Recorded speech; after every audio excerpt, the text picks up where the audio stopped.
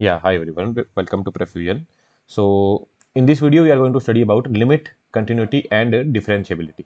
We have already seen the basics of complex variables. Now we are going to study about limits. First, let's study about limits. Limits in complex variables. So, what is the meaning of complex variable? Complex variable is z equals to x plus iota y. So, a complex variable will have two variables, no? And this is your complex variable, which is having two variables. So, basically, we need to study the topic which is limits for two variable function. Here this function, if you see, if this is your fx, so it is having only one variable, no? So this we already know, like limit x tending to a f of x. How to solve this, that we already know. Now what we need to see, limit we will find it for f of x comma y with x tending to a and y tending to b. This we need to study now. That means there will be a two variable function. It might have some iota, it might not have some iota. It would be a two variable function. How to find out this particular limit where x is tending to a and y is tending to b? This we need to study now.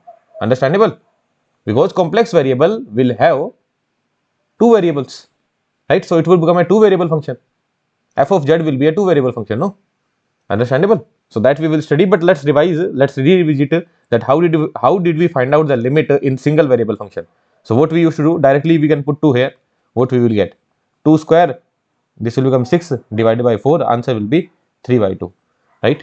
Here what we will do, if I directly put 2 here, what I will get? 4 minus 4, 0 by 0. That means I can apply L'Hopital rule. So upper side differentiation I will do, downward side differentiation I will do. What I am doing, I am applying a L'Hopital rule. So upper side differentiation I will do, downward side differentiation I will do, and then I will put the limit directly. What answer I will be getting? 4, right? Here you already know, again you can apply the L'Hopital rule, but you already know sin x by x limit x tending to 0, that would be 1. What about this one? Limit does not exist. Why it does not exist? Because we solve it by two methods. Like basically not two methods, I would say. First I will tend from the right hand side and then I will move from the left hand side, right? So if x is 0 plus, then this will open as a positive sign. So what is the answer? 1. And if x is 0 minus, then it would open with the negative sign. So what will be the answer? -1. So this is known as right hand limit and this is known as left hand limit. So if right hand limit and left hand limit both are not same, then what do you say? Limit does not exist. Limit both are not same, then what you would say? Limit does not exist. Understandable? So all these things we have already seen. It's not that the complete limit chapter we will study here, that we have already studied in 4 to 5 hours, right? So all the concepts we have seen there, 1 to the power infinity, 0 to the power 0, everything we have studied, right? So let's get started. Let's study about limits for two variable function. So two kind of cases we need to take.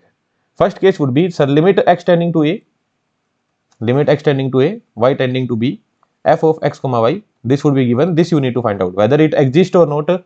This you need to find out, and if it is existing, then what will be the value? This we need to find out. But here the case is that a is not 0 and b is also not 0. This is the case that both are not equals to 0 simultaneously.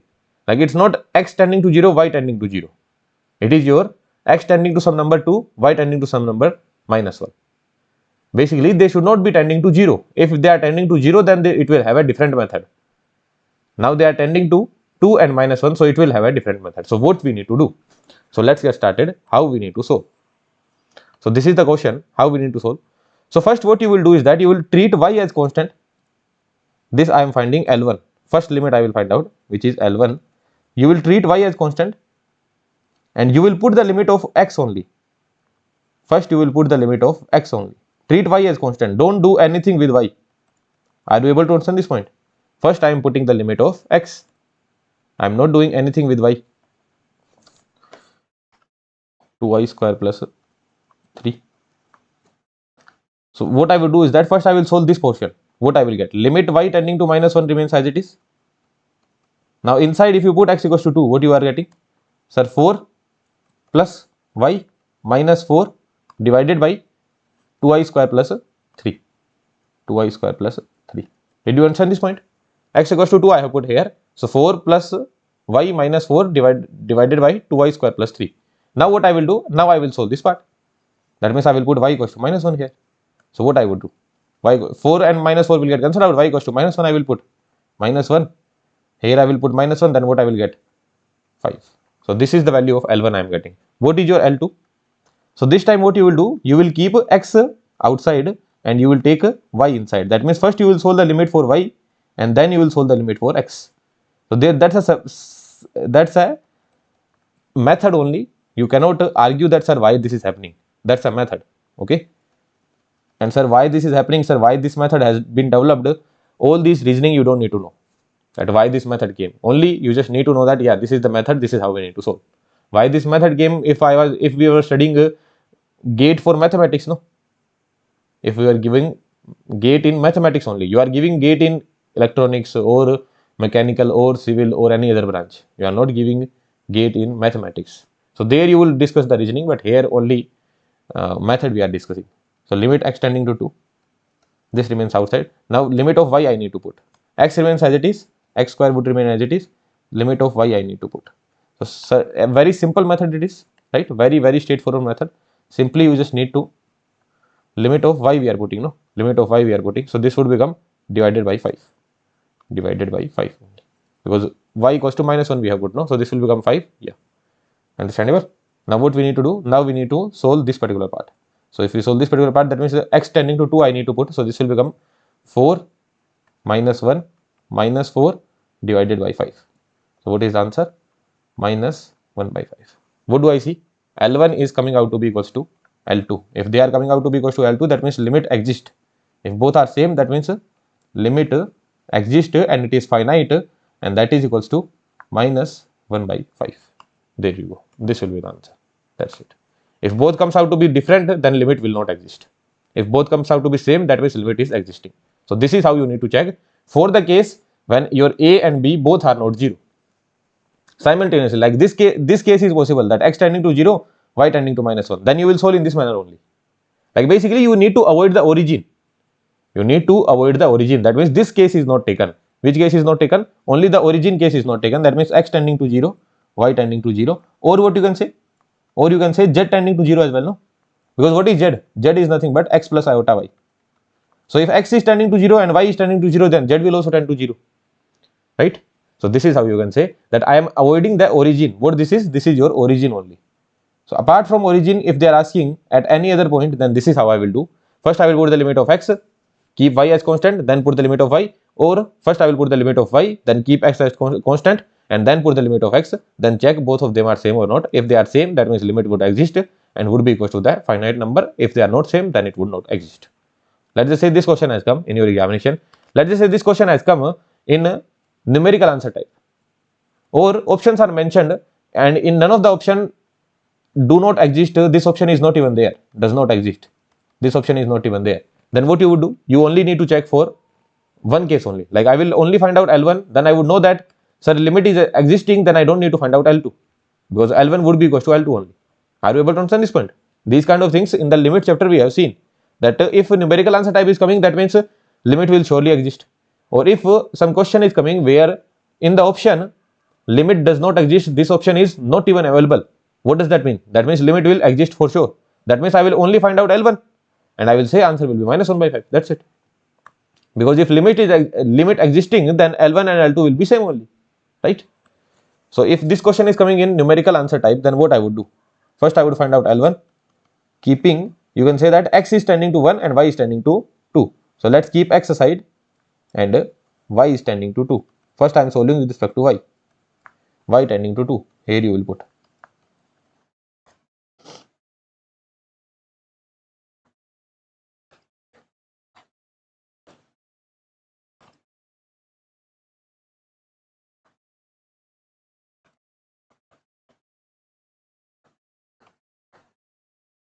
So y tending to 2 I will put here. What you are getting? If you put y tending to 2 here, this will become 2x minus 2x. This will also become 2x minus 2x 1. This will become 0 by 0 form. If you are putting y tending to 2 here, this is actually becoming 0 by 0 form. Say yes or no? 0 by 0 form. What does that mean? That means you can apply L'Hopital rule. L'Hopital rule for the limit of y. For the limit of y. So here in this case, when you are applying L'Hopital rule, you were differentiating with respect to x, but now you are putting for the limit of y. That means what you will do? You will differentiate with respect to y, keeping x as constant, right? So differentiation would be done because you are not putting the limit of x. Limit x tending to 2 remains as it is. Now you are supposed to put the limit of y, but you are going to apply L'Hopital rule. So you will differentiate with respect to y because the limit of y you are putting, no? So differentiate with respect to y, keeping x as constant. So x remains as it is. Differentiation of y will be 1. Differentiation of 2x will be 0. Differentiation of y will be minus 1. Differentiation of minus y will be minus 1. Differentiation of 2 will be 0 only. Divided by. Now this is a whole function of y. So what you will get? 1 by 2 under root xy minus 2x minus y plus 3, and then you need to differentiate the inside part. How will you differentiate the inside part? Basically I am differentiating with respect to y. So this is a function of y. This is simply under root f of y. So first I have differentiated 1 by 2 under root f of y. Then I will have to differentiate the function of y as well. So how I am differentiating the function of y? So when you differentiate the function of y, what you are getting? When you differentiate the function of y, what you will get?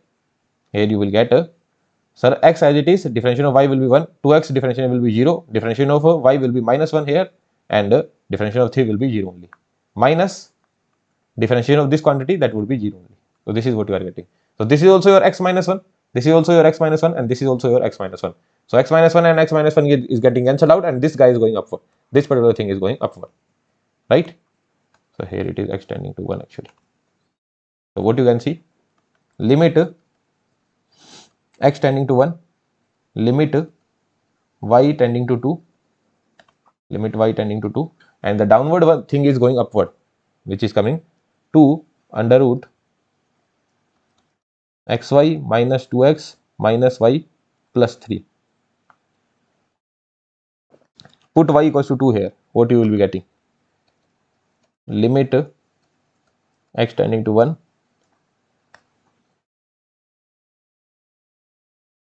put y equals to 2 here, so this will be 2x minus 2x minus 2 plus 3.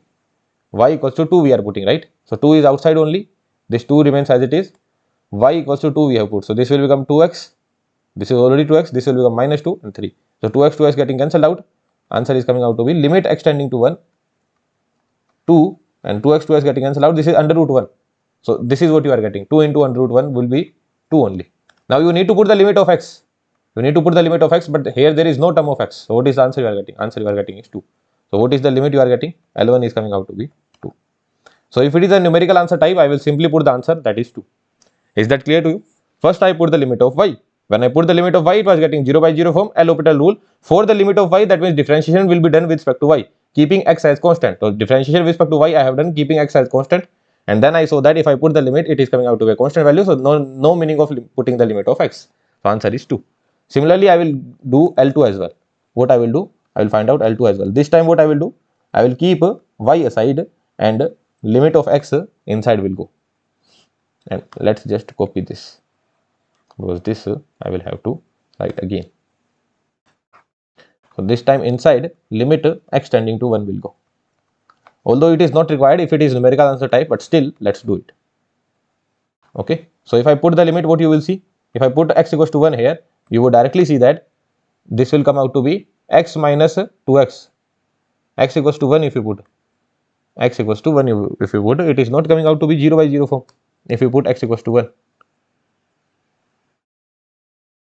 Okay. It is not coming out to be 0 by 0 form if you put x equals to 1 here. So let's put limit y tending to 2. So this will become y minus 2. Okay, it is coming out to be 0 by 0. Sorry. Because x equals to 1 you are putting, no? So y minus 2 minus y. So you can see this is getting cancelled out. 0. Downward as well, it will become 0 by 0 form. So you can directly see here, it is coming out to be 0 by 0 form. This is coming out to be 0 by 0 form. What is the meaning? That means I will apply L'Hopital with respect to x, with respect to x, with respect to the limit of x, with respect to x, keeping y as constant, right? So what we are going to do is that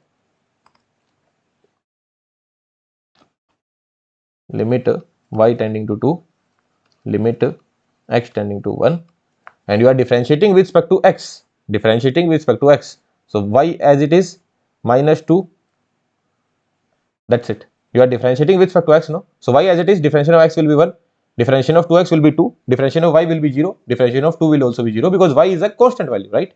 Y is a constant value. Now what you will do, it is a function of x only, so 1 by 2 under root xy minus 2x minus y plus 3. So this function I am differentiating, only this much, not 1. Differentiation of 1 will be 0 only, no? So here it will be 0 only. So now you have done the differentiation of this guy, but you need to differentiate this function as well. With respect to x you are differentiating. So y you will get then minus 2, and then differentiation of y will be 0, differentiation of 3 will be also 0, differentiation of 2x will be minus 2, differentiation of xy would be keeping y as constant, so differentiation of x will be 1. So y minus 2 you will be getting. So you can see that this and this is getting cancelled out. Now what you can see, limit y tending to 2 inside limit x tending to 1, 2 under root xy minus 2x minus y plus 3. Now just put a limit x tending to 1 here. What you will be getting? Limit y tending to 2. Put x tending to 1 here. So what you will get is that x tending to 1 I am putting, no? So this will become y minus 2 minus y plus 3. So eventually you can see limit y tending to 2, this is this and this is getting cancelled out, this will become 1 only. So now if you need to put the limit of y tending to 2, there is no term of y, so answer will be 2 only. So you can see L1 is coming out to be equals to L2, and that is coming out to be equals to 2. So limit exists and the limit is equal to 2 only. So what is the answer of this question? Answer will be 2. If numerical answer type it is, then only this much I will solve and job done. If it is having options, then I would see. If it does not exist is the option, then I would simply put the answer as 2 only. Okay, so answer will be 2. Let's go to the next question. Now let's go to the next concept actually. So this time a and b both are equals to 0. That means you need to find out the case for limit x tending to 0, y tending to 0, f of x comma y. This is what you need to find out. So here we will find out 4 limits: L1, L2, L3, L4. Now L1, L2 you already know, right? What is L1, L2? Sir, for L1 what I will do is that I will keep x aside, and then sir inside I will take y. So if you put the limit of y here, what you will get? X square into 0 divided by x square plus 0. This will become 0 by x square, so answer will be 0 only. So limit x tending to 0, this answer you are getting 0 only. Now you put the limit of 0 here, what will be the answer? 0 only, because there is no term of x, so answer is 0. What about L2? Sir, for L2 what you need to do is that you will keep y aside. I hope you would have understood. Here I have put the limit of y, which will make this function completely 0 only. It is not becoming indeterminate form. It is becoming 0 by x square, which will be 0 only. So 0 by x square, what is 0 by x square? That is 0 only, no? Are you able to understand this point? 0 by x square is 0 only, so this function is 0. Now you put the limit of x tending to 0. Doesn't matter, right? Why it doesn't matter? Because there is no term of x, so answer will be 0 only simply. Now inside, if you take x square y square upon x square plus y square.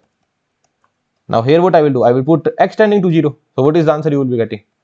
Limit y tending to 0, put x tending to 0 here. So 0 multiplied with y square will be 0, 0 divided by y square will be 0 only. So what is the answer you are getting? 0. So L1, L2 you have find out. Both we already know, sir. We need to find out L3, right? We need to find out L3 now. So for finding L3, what you will do? You will put y equals to mx. Y equals to mx. A straight line equation, a straight line which is passing through 0, 0. So y equals to mx you will put.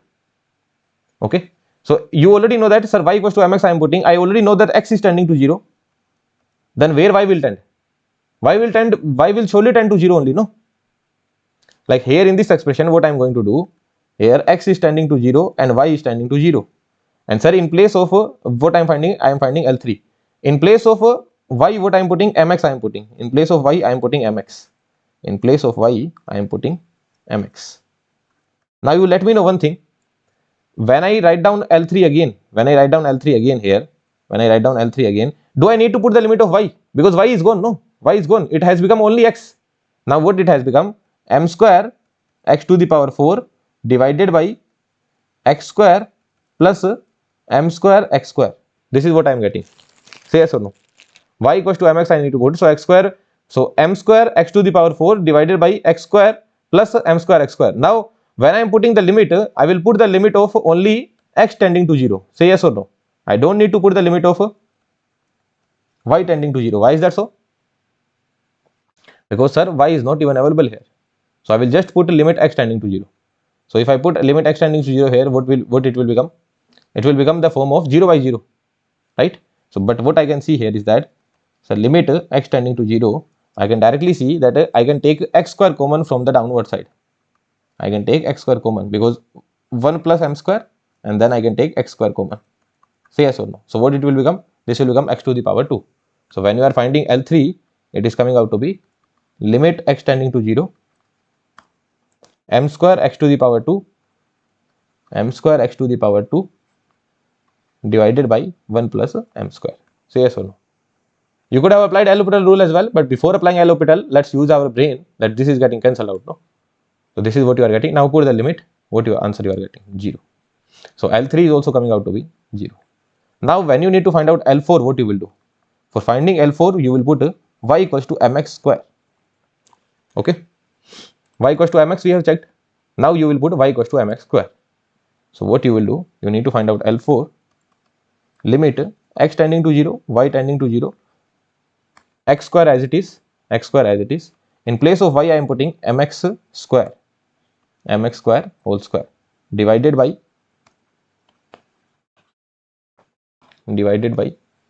x square plus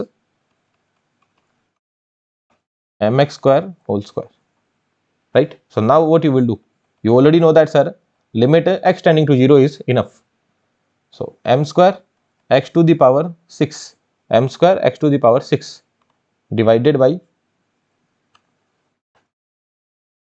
x square plus m square x to the power 4, x square plus m square x to the power 4.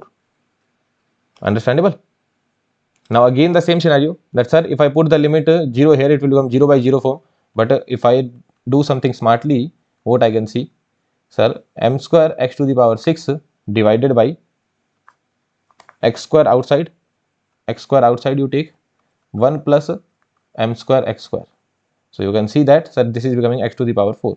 So limit x tending to 0, m square x to the power 4, m square x to the power 4 divided by m square x to the power 4. Here you put x tending to 0 divided by 1 plus m square x square. Okay. Now you put x tending to 0 here. What answer you are getting? M square into 0 divided by 1 plus m square into 0. Answer is 0 only. So what you can see here is that L1 equals to L2 equals to L3 equals to L4. That is coming out to be 0. That means yes, limit exists. Limit exists and it is equivalent to 0 only. Limit exists and it is equivalent to 0 only. So what is your answer? Answer is 0. Is that clear to you? Answer is 0 for this particular question. Sir, when the limit will not exist? If any of them is not equal, then limit will not exist. Or I can say that if your L3 or L4 is coming out to be a function of m. Let's just say here somehow this x square was not there. If this x square was not there, then what would have been the answer of your limit? So the answer of my limit would have been m square upon 1 plus m square. That means limit will not exist. That means it is depending on m, no? If I put the value of m equals to 1, then what will be my answer? 1 by 2. If I put the value of m equals to 2, then what would be my answer? 2 square will be 4, so 4 by 5 will be the answer. If I put m equals to 3, then what will be my answer? 9 by 10. If I put m equals to 4, then answer will be 16 by 17. That means with respect to different value of m, you are getting different answer. So either in L3 or in L4, if you are getting L3 or L4, if they are coming out to be a function of m, then surely limit will not exist. Limit will not exist. The point is that if any of them is different, no?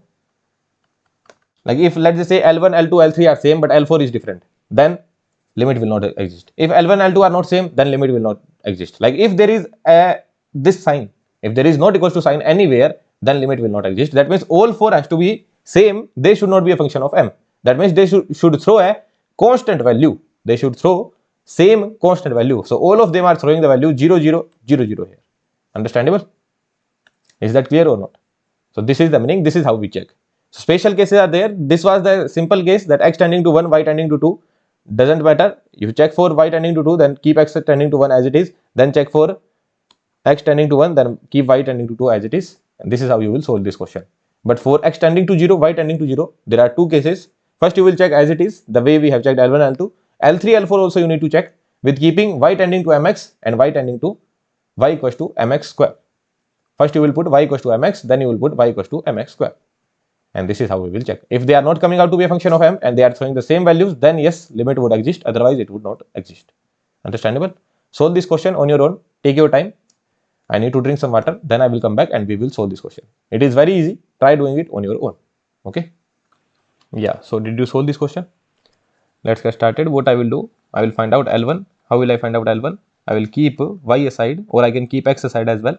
Keep y aside and take x inside. Okay. So x square plus y square divided by under root x square plus y square plus 9 minus 3. So keep the limit of x here. What you are getting? Limit y tending to 0. Keep the limit of x here. So you will get y square upon divided by under root y square plus 9 minus 3. Now if you put the limit of y, what you will see? It will become a 0 by 0 form, right? It will be a 0 by 0 form. That means what you can do? You can apply L'Hopital rule with respect to y you are doing, no? So what you will do? Limit y tending to 0. Upper side it will become 2y. Downward side what it will become? 1 by 2 under root y square plus 9, and the differentiation of y square plus 9 will be 2y. Differentiation of y square plus 9 will be 2y. Differentiation of 3 will be 0 only. Now 2y getting cancelled out. What you are getting? Limit y tending to 0, and this goes upward. 2 under root y square plus 9. So put y equals to 0 here. What you will be getting? 2 into under root 9. That would be nothing but 6. So if it was a numerical answer type question, then my answer would have been 6 directly, right? But let's check L2 now. Let's check L2. But since it is not a numerical type question as of now, so this is how we are supposed to solve that. We will check L2 as well. Now your pen should be working. You should not be looking at the solution. If you are looking at the solution now, then there is a problem. Your pen should be working now. That you will put the limit of y now. So directly without even putting up the expression that I am putting the limit of y. Here what I am saying, this is a function of x comma y. That's it. So here I am putting the limit of y. What answer I will get? When I put y equals to 0, answer I will be getting is x square upon under root x square plus 9 minus 3. Isn't it the same? It was y square upon under root y square plus 9 minus 3. Isn't it the same only? Yes, it is like the same only. So when you solve it, what answer you will get? 6. Say yes or no? The expression is same. No, in place of x there is y. That's it. Nothing else. So again you will get the same kind of answer. Right? So answer is 6. So this is your L2. Then what about L3? For L3 what you will do? For L3 you will put y equals to mx. For L3 you will put y equals to mx. So what will be your L3? Now limit, you already know that sir x tending to 0, y tending to 0, but sir y equals to mx if I am putting, then only x will tend to 0, right? Because y will be replaced with x now. Y equals to mx if you are putting, this will become m square upon x square divided by under root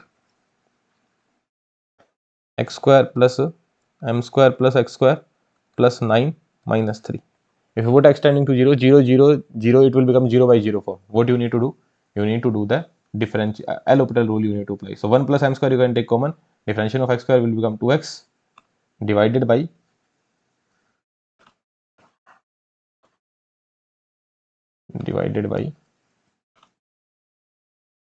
this is your limit x tending to 0, no?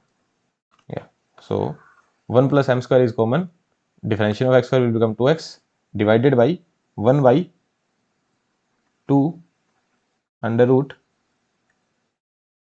x square plus m square x square plus 9, and then do the differentiation of this. What you will be getting?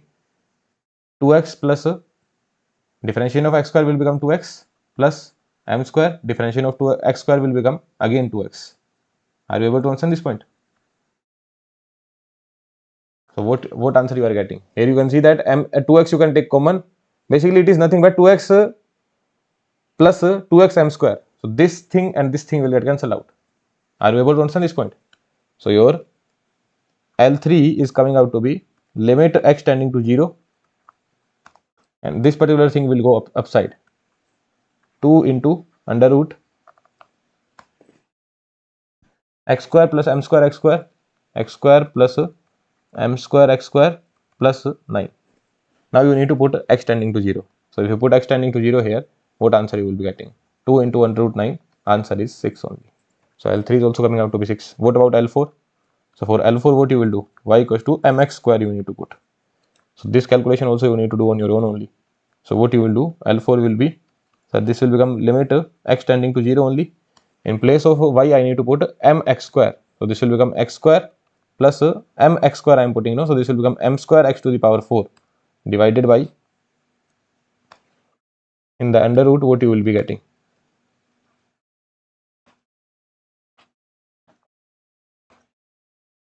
X square plus m square x to the power 4 plus 9 minus 3. Say yes or no.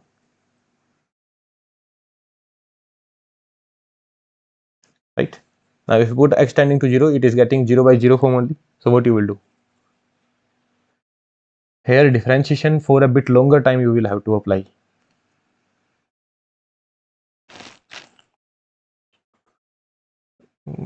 Because again it will become 0 by 0 form only. So let's apply L'Hopital rule, because it is 0 by 0 form. So let's apply L'Hopital rule. What you can see here, limit x tending to 0. So nothing is coming common actually. So 2x plus 4m square x cube, 4m square x cube, 2x plus 4m square x cube divided by 1 upon 2 under root 1 upon 2 under root x square plus m square x to the power 4 plus 9 multiply with 2x plus 4m square x cube. Say yes or no. Okay, and differentiation of 3 will be 0 only. So you can see that this and this is getting cancelled out, and all this part would go upward. Limit x tending to 0, 2 into under root x square plus m square x to the power 4 plus 9. Put x tending to 0 here, what you will be getting? 2 into under root 9, answer is 6. So you can see that, sir, all are coming same only. L1 equals to L2 equals to L3 equals to L4 is coming out to be 6. So what is the limit? Limit is 6 only. Understandable? So answer of this question is 6. Okay, let's go to the next question. X y square upon x square plus y, x square plus y to the power 4. Now L1, L2, L3, L4, all these things you will check. Now if let's just say options are like some random option is there, B option is also given, C option is also given, and D option given as does not exist. So if I need to check whether the limit is existing or not, then what I would do? Will I calculate L1, L2 first or directly L3? Because I know that, sir, if L3 is coming out to be a function of m, if it is coming out to be a function of m, then limit will not exist. Limit will not exist. So let's do one thing, sir, directly calculate L3 only. What is L3? Sir, for L3, let's directly put y equals to mx, and let's see if it is coming out to be a function of m. So what I am doing, I am calculating L3, limit x tending to 0, and y tending to 0 I don't need to put. Why is that so? Because this will become m square x square divided by x square plus y equals to mx you need to put. So m to the power 4 x to the power 4. Right? So what you are getting here, limit x tending to 0, m square x cube divided by x square plus m to the power 4 x to the power 4. If you put 0 here, it is becoming 0 by 0 form.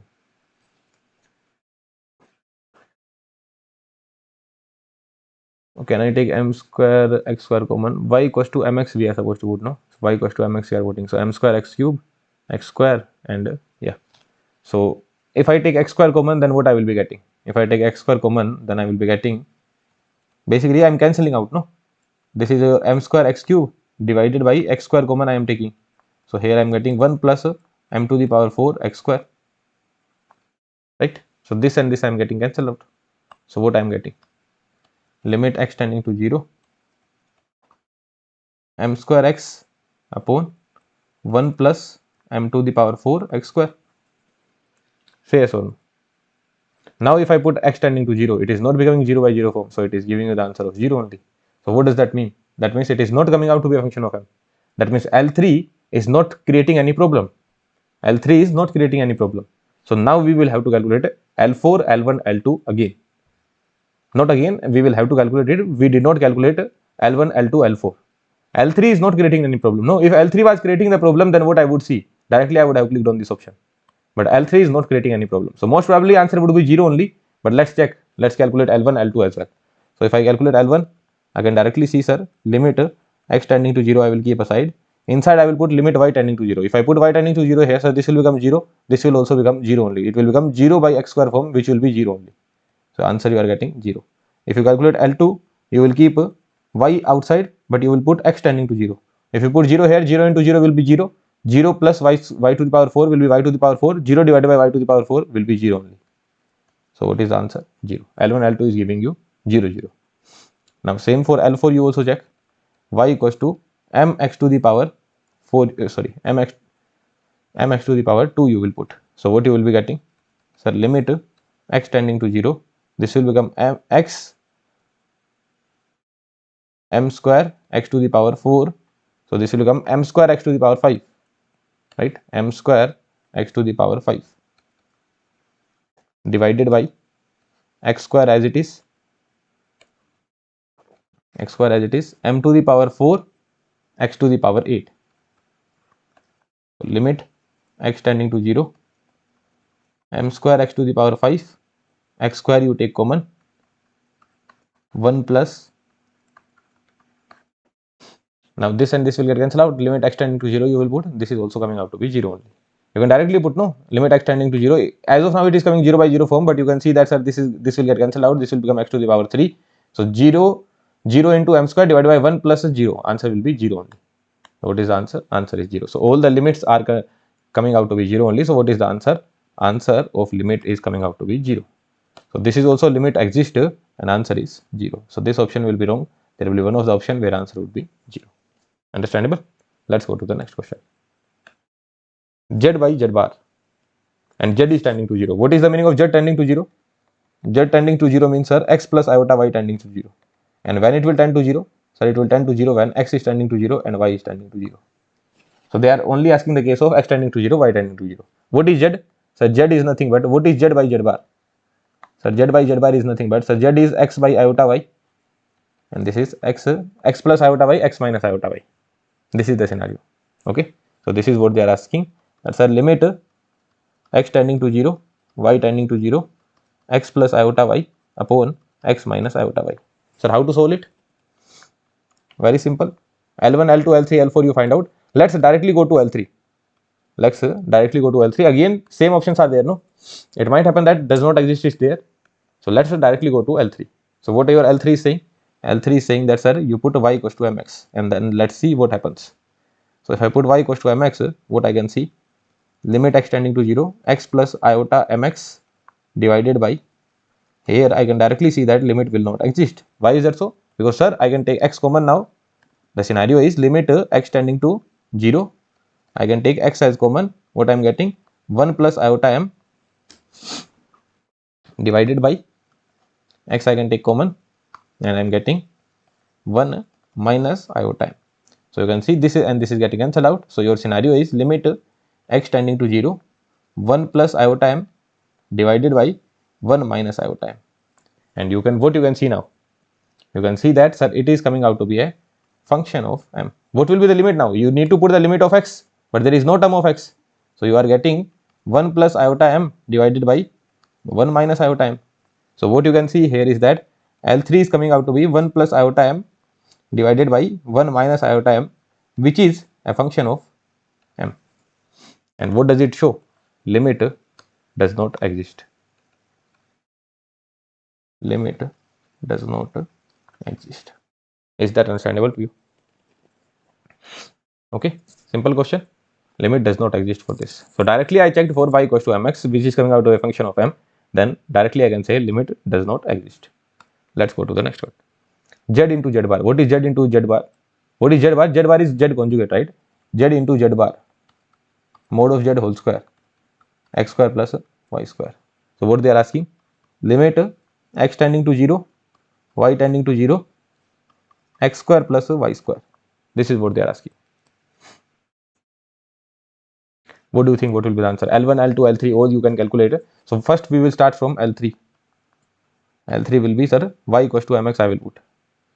First we will start from L3, y equals to mx I will put. So limit x tending to 0, x square plus m square x square. Now you put x tending to 0 here, 0, 0, 0 will be 0 only. Same for L4 as well. Y equals to m x square you will put. So limit x tending to 0, x square plus m square x to the power 4. Put limit x tending to 0. Answer is 0. What will be L1? For finding L1, what I will do? I will keep x aside.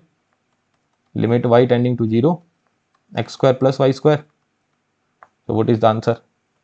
Limit x tending to 0, y tending to 0, this will become x square. Then you put x tending to 0, answer is 0. What about L2? So I will keep y tending to 0 aside. Limit x tending to 0 inside, x square plus y square, x tending to 0, this will become limit y tending to 0, inside it will go y square, then put limit y tending to 0, answer is 0. So what you are getting? L1 equals to L2 equals to L3 equals to L4 equals to 0. This is the answer that we have. Okay, so limit exists and it is finite, that is equals to 0. Okay, this is the answer. Let's go to the next question. Z by Z, magnitude of Z. Z by magnitude of Z. What do you think? Z by magnitude of Z. What is Z by magnitude of Z? So Z by magnitude of Z is nothing but, here I already know, limit x tending to 0, y tending to 0. Z is nothing but x plus iota y. And what is magnitude of Z? That is x square plus y square. Again, first what I will check? L3, which is y equals to mx. So here what will happen? For L3, sir, limit x will tend to 0, x plus iota mx divided by x square plus m square x square. So what answer you will be getting? Limit x tending to 0, 1 plus iota m multiply with x divided by 1 plus m square divided by x square. Right? Is that understandable to you? Y equals to mx I am putting, no? So x square plus m square x square. So 1 plus m square x square. So here what you can see, this and this is getting cancelled out. X tending to 0 if you put, what answer you are getting? You are getting it to be infinity. Right? You are getting it to be infinity, no? That means limit does not exist. Does not exist. Limit does not exist. That's it. If you are getting the answer to be infinity, that means limit does not exist. Right? Although if the option is mentioned as infinity, you will click on infinity. If the option is mentioned as does not exist, then you will click on does not exist. So directly we can check that, sir, here there is no issue. It is not becoming 0 by 0 form. It is not an indeterminate form. It is 1 by 0. 1 by tending to 0. Answer is infinity. So you would say does not exist. That's it. So limit does not exist here only. You can check by L1, L2 as well. What you will do? First you will put the limit of okay. It is not a mod of z square. It is actually this thing, right? It is actually mod of z, no? Mod of z means it would be under root x square plus y square. This is the blunder that I have done. That's what I was thinking, that I would not frame such easy question, right? So why would I frame such easy question? Now you know that, sir, there is a square here. There is a square here. You cannot cancel them out.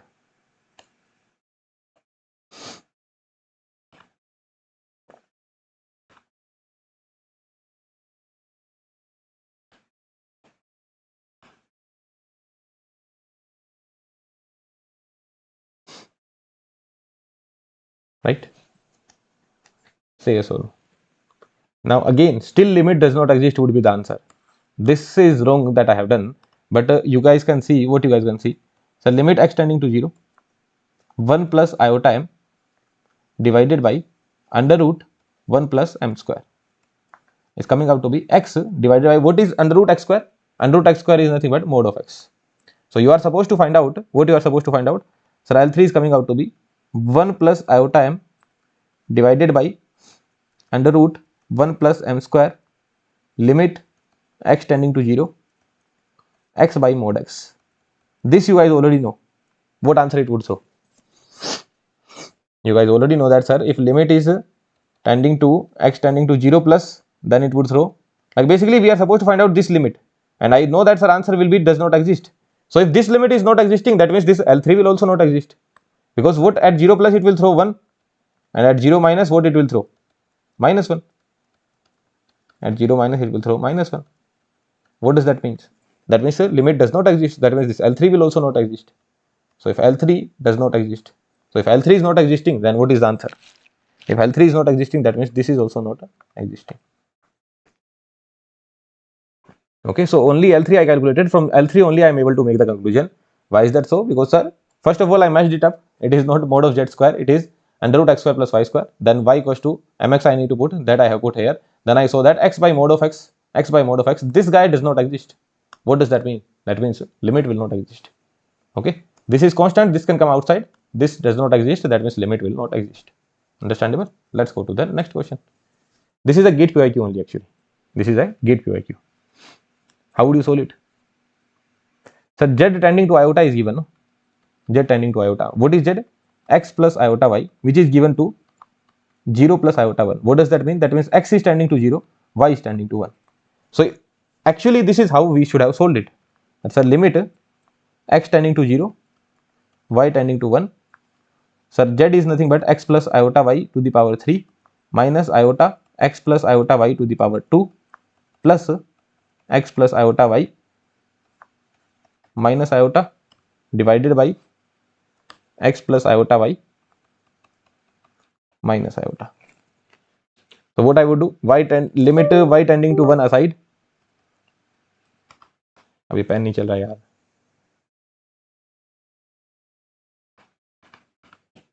Pen not working. I will have to pause the video, guys. Okay, so you try doing it. Keep y aside, then put limit of x.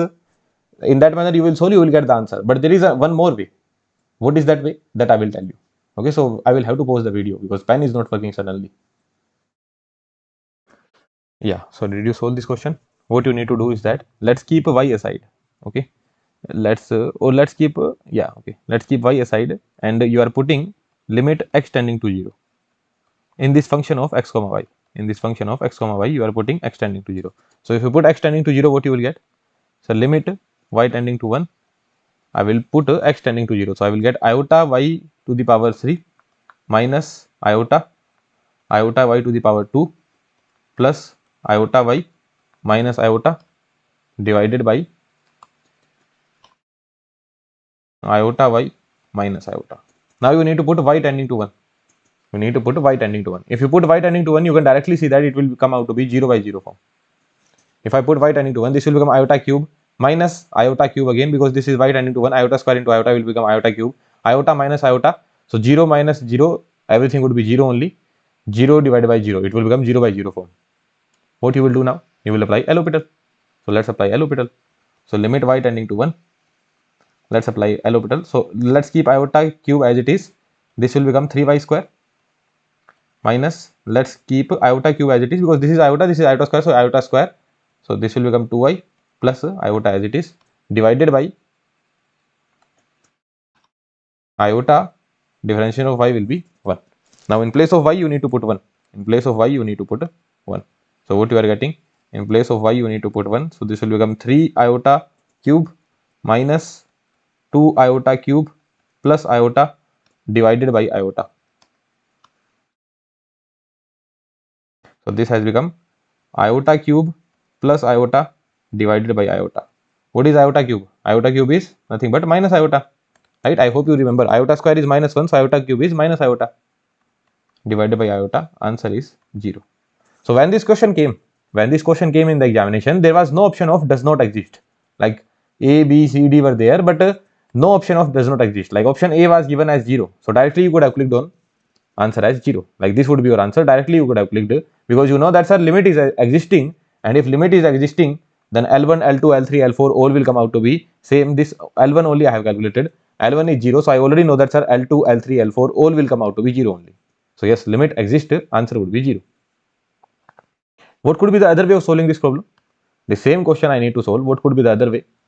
Look, this is the way that we have studied, but if you just use your brain a bit, then how you could have solved it? If I just use my brain a bit, then I can see that sir, limit z tending to iota is given. Let's keep it as it is. I can take z square common from here, no? Z square common from here, plus 1 into z minus iota divided by z minus iota. Now from the upper side, what I can take common? From the upper side, I can take z minus iota as common. Limit z tending to iota. From the upper side, I can take z minus iota as common. Z square plus 1 divided by z minus iota. So the guy who was creating the problem, no, that is gone. This guy was creating the problem, this is gone. Got cancelled out. So what you are getting? Limit z tending to iota, z square plus 1. Now you directly put z equals to iota here. You directly put iota here. What you are getting? Minus iota, iota square. I am putting iota only, no? So iota square plus 1. So what is iota square? Iota square is minus 1 plus 1. Answer is 0. So directly you would have got the answer to be 0 only. So your answer is 0. There is no doubt. It's just that you need to understand how you will solve. Another method I can give you. Let's just say this did not click. That's our common and all. This did not click to me. Then what you would do? This was one method. Then another method could be there. That sir, this taking common and everything did not click to me. So what I would have done in the examination hall? I could have directly see that sir, if I directly put iota here, if I directly put iota without even doing anything, then z tending to iota, not z tending to 1, z tending to iota. Then sir, it is becoming 0 by 0 form. If you put directly iota here, this will become iota cube minus iota cube plus iota minus iota. So it is becoming 0 by 0 form. If it is becoming 0 by 0 form, what you can do? You can apply L'Hopital. So whose limit you are putting? You are putting the limit of z, right? You are putting the limit of z as iota, right? So you are putting the limit of z, that means you will differentiate with respect to z only. So limit z tending to iota, you will differentiate with respect to z. So 3z square minus 2z iota plus 1. That's it. This is the differentiation, because differentiation of iota will be 0. Iota is the constant value. So iota take you outside. You take iota outside and divided by differentiation of z would be 1. Differentiation of z would be 1. Now just simply put in place of z, you simply put iota. What answer you will get? 3 into iota square minus 2 into iota plus 1. So answer is minus 3 minus 2. This will be minus 1 plus 1. So minus 3 plus 2 plus 1. Answer is 0. Again, limit exists and the answer is 0. So 3 methods I have given. Whatever that clicks to you in the examination hall, you can solve. Till this date, from the limit portion, only one question have been asked. Till this date in the history of GATE examination, only one question have been asked. You could have solved in this way, you could have solved in this way, you could have solved in this way as well. Whatever that clicks to you. That means they will ask very easy question in the examination hall from this particular topic. Although it is taught in GATE mathematics. When you study GATE mathematics, no, there it is taught much in depth. They will take a lot of examples. So I have taken the examples from GATE mathematics only. These questions are of GATE mathematics. So from there I have taken it. But in our engineering only, in the engineering mathematics only, this much has been asked. Only this question has been asked. This is how you could have solved it. Understandable? So whatever that clicks to you, you will be able to solve. Let's study about the continuity. So continuity of a single variable function, we already know that our function fx is there. This is known to be continuous at x equals to a when limit x tending to a, f of x will come out to be f of a, right? And continuity of a two variable function, what will happen when it will be known as continuous? So again you will do the same thing. Limit x tending to a, y tending to b, f of x comma y will come out to be equals to f of a comma b. That's it. Basically, you will find out the limit and then you will put the exact values. If both are same, then you would say it is continuous. If both are same, then you would say it is continuous, otherwise it is not continuous. Okay, so let's solve a question. This question we need to solve. What is given? F of z is real part of z square divided by mod of z square. Which of the following statement is true? Basically, they are talking about the continuity. Okay, they are talking about the continuity. This is what you need to solve. So, what is z square? What is z square? Z square is nothing but x plus iota whole square. That will come out to be a square plus b square. So, iota square y square will become this thing iota 2xy. So, this is the real part of your z square, right? What is the real part of z square? Real part of z square is x square minus y square. And what is mod of z square? Sir, mod of z square is nothing but x square plus y square. So, this is your function. This is your function for z not equals to 0. Your function for function as f of x comma y, I can write down in this way, which it is coming out to be x square minus y square upon x square plus y square, and it is equals to 0, and it is equals to 0. This will happen when x comma y is not 0 comma 0, right? And this will happen when x comma y is 0 comma 0. Say yes or no. Understandable? Well and good. Simple thing. Z not tending to 0 means x comma y is not 0 comma 0. So this is the function that has been given. You need to find out the continuity at z equals to 0. Continuity at z equals to 0. So what I will find out? I will find out that, sir, limit x tending to 0 and y tending to 0. What is my scenario? Sir, limit x tending to 0, y tending to 0. Your function is x square minus y square upon x square plus y square. Now if I want to check the limit, whether the limit will exist or not, so what I would do, I would directly go to L3. I will ask L3 what you will do. L3 will say that I will put y equals to mx. So what will be L3? L3 will come out to be limit x tending to 0 only. Why is that so? Because if x is tending to 0, then y will itself tend to 0 only, or y will be gone from here. So m square x square upon x square plus m square x square. What I can see from here? So limit x tending to 0.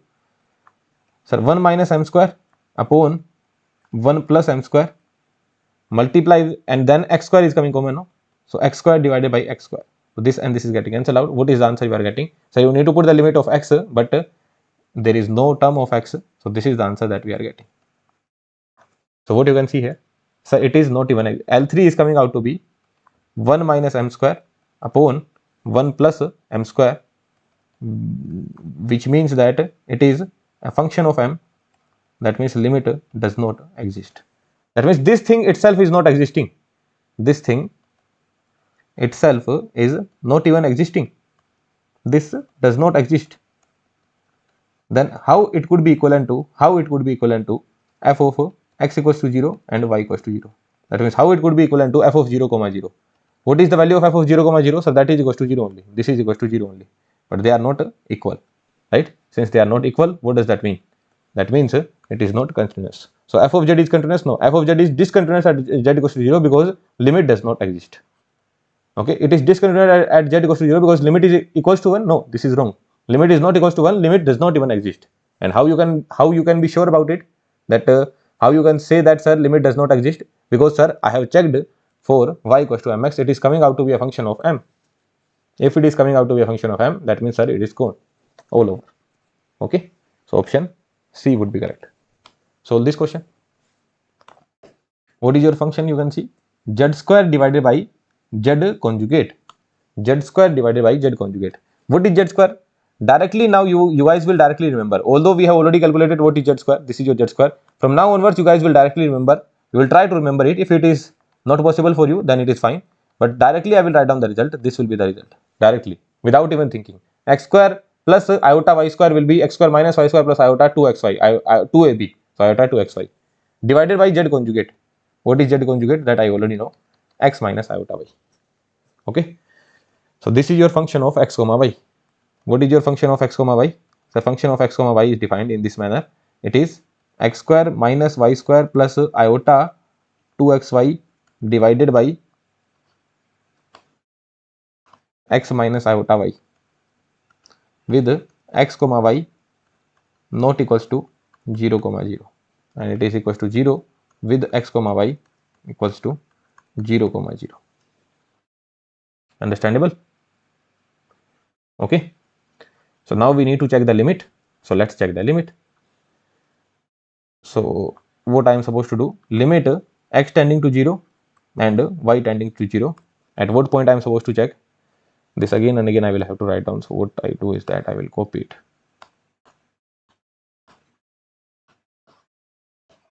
This I am supposed to check.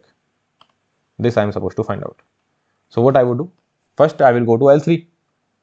I will say L3 y equals to mx. Start your job.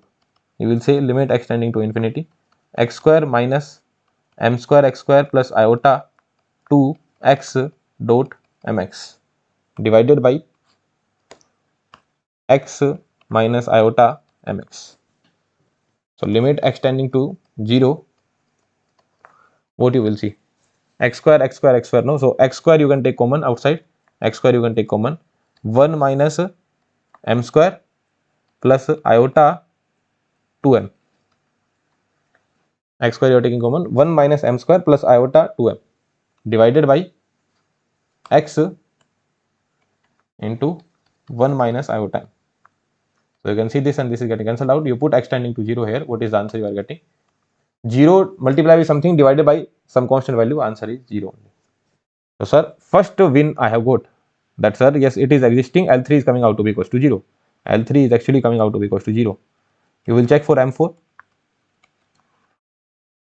It is not a win actually. Now if you are getting this answer, no, so you will have to check again and again actually, right? Because if you are getting this as to be function of m, then you could have directly said that it is not existing. But here you will have to check. So what you will have to put now, x square. Now in place of y, you are putting mx square now. So m square x to the power 4 plus iota 2x mx square divided by x into, sorry, x minus iota mx. So what you see, limit x tending to 0, you take x square outside, 1 minus m square x square plus iota 2mx, right? It is 2mx x square, so x square I have taken outside, divided by, why I have taken x square outside? Because this is the best I could have taken outside, and from here what I can see is that I will cancel out this. Now if I put x tending to 0, so 0 multiply with anything, 0 multiply with 1 minus 0, 0, so 0 multiply with 1 divided by something, so answer is 0 only. So L3 is coming out to be 0, L4 is coming out to be 0. What about L1, L2? So we check for L1. So limit x tending to 0, then limit y tending to 0, f of x comma y, f of x comma y here. Okay, so limit x tending to 0. Now limit y tending to 0 here. If you put y tending to 0, what you will be getting? X square, this will be 0 only, divided by x. So x square divided by x, right? Y tending to 0, if I put, so this is 0, this is also 0, this is 0, x square divided by x. So what you are getting? X only, limit x tending to 0 if you put, what is the answer? Answer is 0. What about L2? Limit y tending to 0, limit x tending to 0, f of x comma y. So limit y tending to 0. Now you need to put x tending to 0. X tending to 0 you need to put. So what you will get? If you put x tending to 0, then you will get minus y square divided by minus iota y. Minus iota y. So you can see that, sir, minus minus sign is getting cancelled out. Y sign is getting cancelled out. Now you need to put y tending to 0. What is the answer? 0. So L1, L2, L3, L4 all are coming out to be 0. That means yes, limit is existing. So from here you can say that, sir, limit x tending to 0, y tending to 0, f of x comma y is existing and it is coming out to be 0 only, which is equals to f of 0 comma 0, because f of 0 comma 0 is given as 0 only. So that means yes, it is continuous at 0 comma 0. The function is continuous at 0 comma 0. So what is the option? It is discontinuous, gone, discontinuous, gone. It is continuous at 0 at z equals to 0 because limit equals to 0 is independent of the path. What is the meaning of independent of the path? Independent of the path means that, sir, if you put y equals to mx, or if you put y equals to mx square, or if you put any other function, sir, always it is giving you 0 0 only. This is known as independent of path.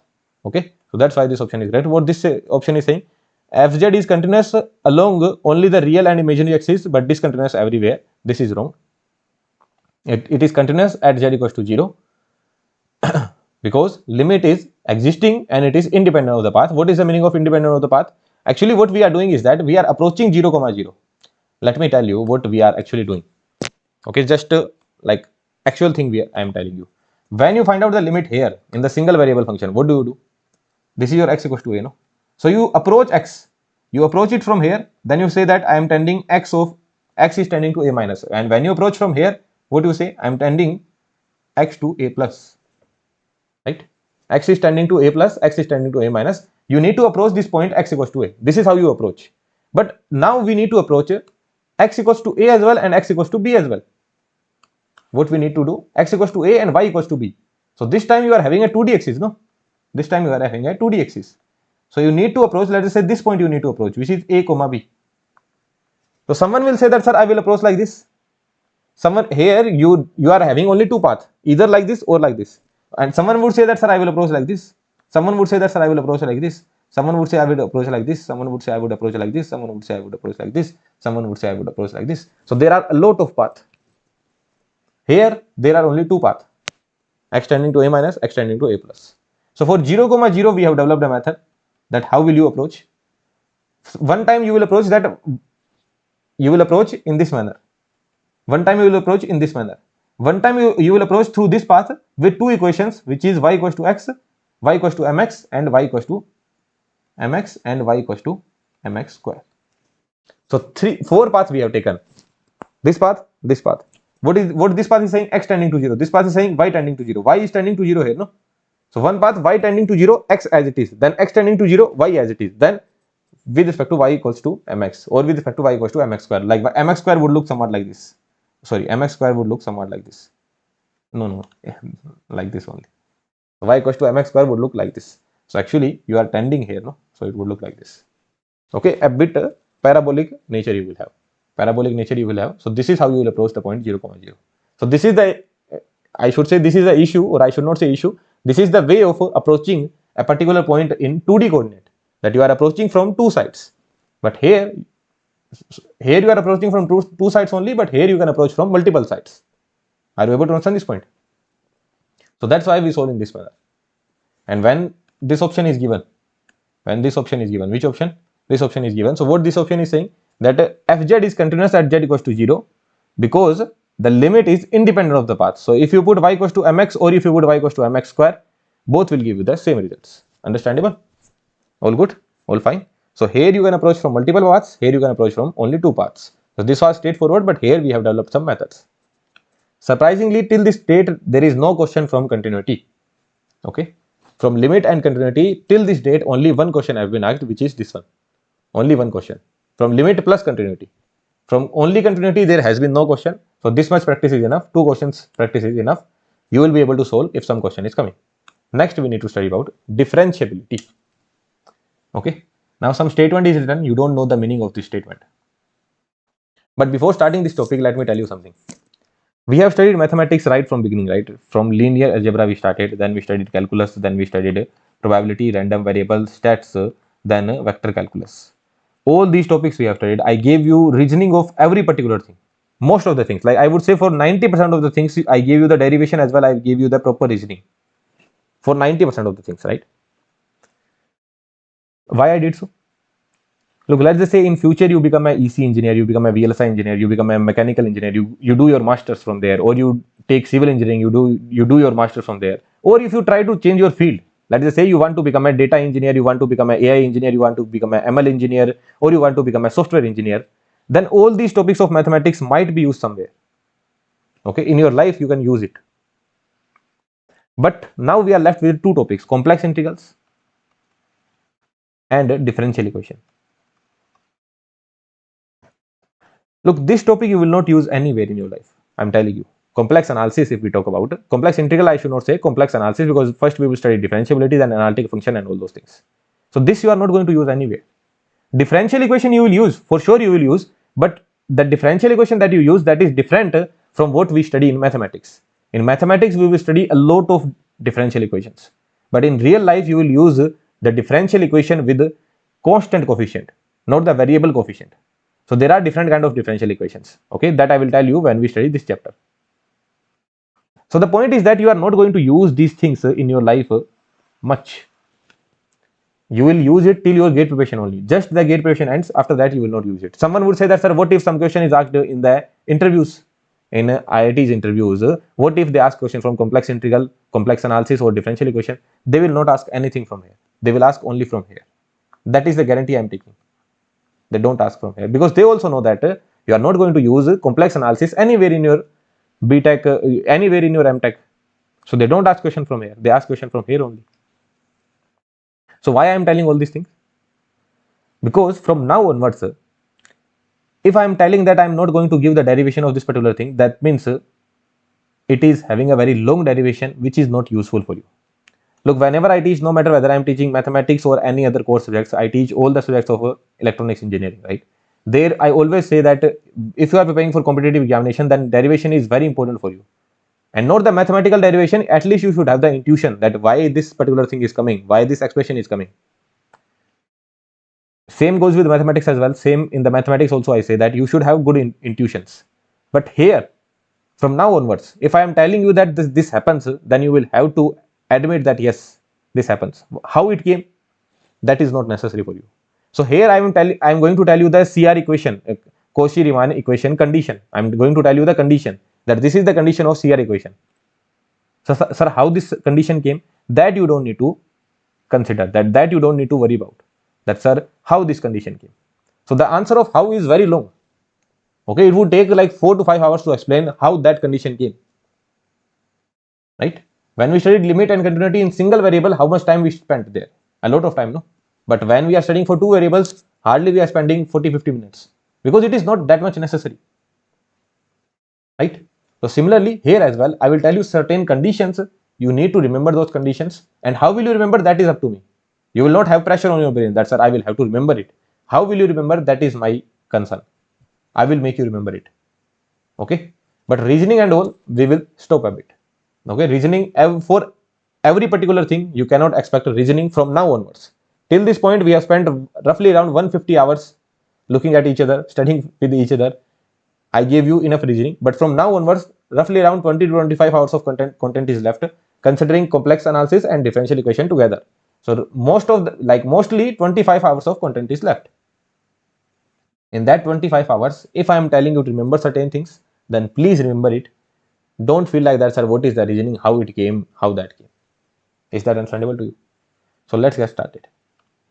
Okay, so let's get started. So what is this written that you don't know? So let's understand how would you determine the differentiability of a particular function at a point z equals to z naught. Like what I need to do is that there is a function f of z is given. Okay, f of z could be written as u plus iota v. Do you remember it? U plus iota v. Let's just say your fz is nothing but z square. What it will come out to be? Sir, it will come out to be x square minus y square plus iota 2xy. So sir, real part is u and imaginary part is v. So u is a function of x comma y and v is also a function of x comma y. So ideally I should have written that, sir, it would be a function of x comma y. This is how I should have written it. It would be a function of x comma y, u plus iota v. So u is a function of x comma y plus iota v, it is also a function of x comma y. Right? But for theory purpose, this is how I will write down. Again and again x comma y I will not write down. So this is how your f of z could be written. Now what you will do? This is your u. It could be partially differentiated with respect to x, no? So first you will partially differentiate u with respect to x. U with respect to x. Then you will partially differentiate u with respect to y. Partial differentiation of u with respect to y. Partial differentiation of u with respect to y. Then you will differentiate partially differentiation of v with respect to x. Partial differentiation of v with respect to x. And then you will partially differentiate v with respect to y. And in that manner only you will write down. You can write down in this way as well: ux, uy, vx, vy. This is also fine. Ux, ui, vx, vy. Like basically in this kind of a matrix form you need to write down. In this kind of matrix form you need to write down. This kind of matrix form you need to write down. You can write down ux, uy, vx, vy in that manner, or ux, ui, vx, vy. then you need to see that, sir, these two guys, these are the main diagonal, no? These two guys should be same. Ux should be equals to Vy, and these two guys should also be same. Vx should be equals to Uy, just there will be a negative sign. That's it. For the main diagonal, Ux should be equals to Vy. For the not main diagonal, it is not the main diagonal, no? This is the main diagonal. So for the main diagonal, Ux equals to Vy. For not main diagonal, what will be the answer? Uy will be equals to Vx only, but with the negative sign. Both are same thing. So if this condition is satisfied, then it is known as that CR equation is satisfied. Okay, CR equation is satisfied. This is known as CR equation, Cauchy-Riemann equation. From now onwards, I will call it CR equation. That's it. And what is the other condition? The other condition is that, sir, Ux, Uy, Vx, Vy all should be continuous. Continuous means the point is that they should not throw undefined value. Like basically the point is that Ux, Uy, Vx and Vy should not be undefined. Should not be undefined. They should not throw undefined value, or you can say they should not throw infinity value. If they are not throwing undefined or infinity value, then there is no issue. Then there is no issue. So two conditions are there. This is first condition, which is our CR equation, and this is the other condition. What you will do, sir, function would be given in u plus iota v. I will partially differentiate u with respect to x, u with respect to y, v with respect to x, v with respect to y. Then I would see cross. Main diagonal, no negative sign. Opposite diagonal, negative sign. That's it. CR equation is being satisfied. Also, I will check that they are not throwing infinite value. Let's solve the questions. A lot of questions we are going to solve. 1, 2, okay, 3, 4. A lot of questions are there. With respect to question, you will build up the practice and you will never ever forget it. Now the doubt is that, sir, how this condition came, that I am not going to tell you. Understandable? Let's get started. F of z is given. You need to check the differentiability at all z. That means at all possible values of z, you need to check the differentiability. So let's get started. What is your f of z? F of z is, sir, z square minus 2z. I need to convert it into u plus iota v form. I need u plus iota v form. So what I would do? Sir, z square could be written as, sir, x square minus y square plus iota 2xy minus 2z x plus iota y, right? Z square is x square plus y, x square minus y square plus 2 iota xy. This we have already seen. A lot of times we have seen. You will be able to solve it on your own. Z is x plus iota y. Simply put, z equals to x plus iota y, and then you will get this expression. So what you are getting? X square minus y square minus 2x plus iota 2xy minus 2y, right? X square minus y square minus 2x plus iota 2xy minus 2y. This is what you are getting. So this is coming out to be your u plus iota v. What is your u? Sir, u is nothing but x square minus y square minus 2x. And what is your v? V is 2xy minus 2y. So partial differentiation of u with respect to x. What you will be getting? Partial differentiation of u with respect to x. Partial differentiation of u with respect to x. That means you need to differentiate with respect to x, keeping y as constant. So 2x minus 2. Partial differentiation of u with respect to y. Partial differentiation of u with respect to y. That means you need to differentiate with respect to y, keeping x as constant. So what you will get? Minus 2y. Partial differentiation of v with respect to x. Partial differentiation of v with respect to x. That means you need to differentiate with respect to x, keeping y as constant. So you will get 2y minus 0, because you are differentiating with respect to x. And then vy. Partial differentiation of v with respect to y, keeping x as constant. So x as constant minus 2, because partial differentiation of y will be 1, 2x is constant, minus differentiation of y will be 1, so minus 2. This is what you are getting. Now can you check that are they same? Like, are you getting ux equals to minus vy, sorry, ux equals to main diagonal, ux equals to vy, ux equals to vy, and vx equals to minus uy. Basically, you just need to see that there is a negative sign and here there is a positive sign. Is that scenario confirmed? Yes, sir, it is confirmed. And irrespective of any value of x and y, that means they will be always equal for all the values of x and y. For all the values of x and y. For all the values of x and y, they will be always equal. This condition will be always satisfied for all the values of x and y. So now can I say that this function is always differentiable? No. One more condition is there. Are they continuous? Are they ever gonna throw infinite value? No, they are always continuous. They are always continuous. They are continuous as well. Like 2x minus 2, will it throw infinite value? At finite value of x. Someone would say that, sir, at infinity it will throw infinite value. No, at finite value of x, it will not throw infinite value. This will also not throw infinite. This will also not throw infinite. This will also not throw infinite. That means it is continuous. So it is continuous as well, and they are equal as well for all values of x and y. That means this function is always differentiable. Always differentiable. Always differentiable. This is the conclusion that we have made. Always differentiable for all values of z, or it is known as for entire z plane, for entire complex plane, entire z plane, whatever you want to say. So it is differentiable over entire z plane. The word would be used over entire z plane. Over entire z plane. Is that clear to you? So this is how we need to check. Understandable? Let's go to the next question. F of z equals to mod of z square. You need to check the differentiability at z equals to 0, z equals to 1 plus iota, z equals to 3 minus 2 iota. At all these points, you need to check the differentiability. Not over the entire z plane. Here, over the entire z plane, you need to check. So they were always equal, they were always continuous, no issue. But here, at some particular points, we need to check. That means this is your x equals to 0, y equals to 0, x equals to 0, comma, y equals to 0. What is this point? X equals to 1, y equals to 1. What is this point? X equals to 3, y equals to minus 2. So let's check. What is your f of x comma y? First of all, you let me know. F of z is, sir, mod of z square. What is your f of x comma y? Sir, f of x comma y is nothing but x square plus y square. Say yes or no. So, sir, it is x square plus y square, iota 0. Right? There is no term. There is no imaginary term. U plus iota v. So, what is the value of u you are getting? Value of u is x square plus y square. What is the value of v? Value of v is 0. So, partial differentiation of u with respect to x will be 2x.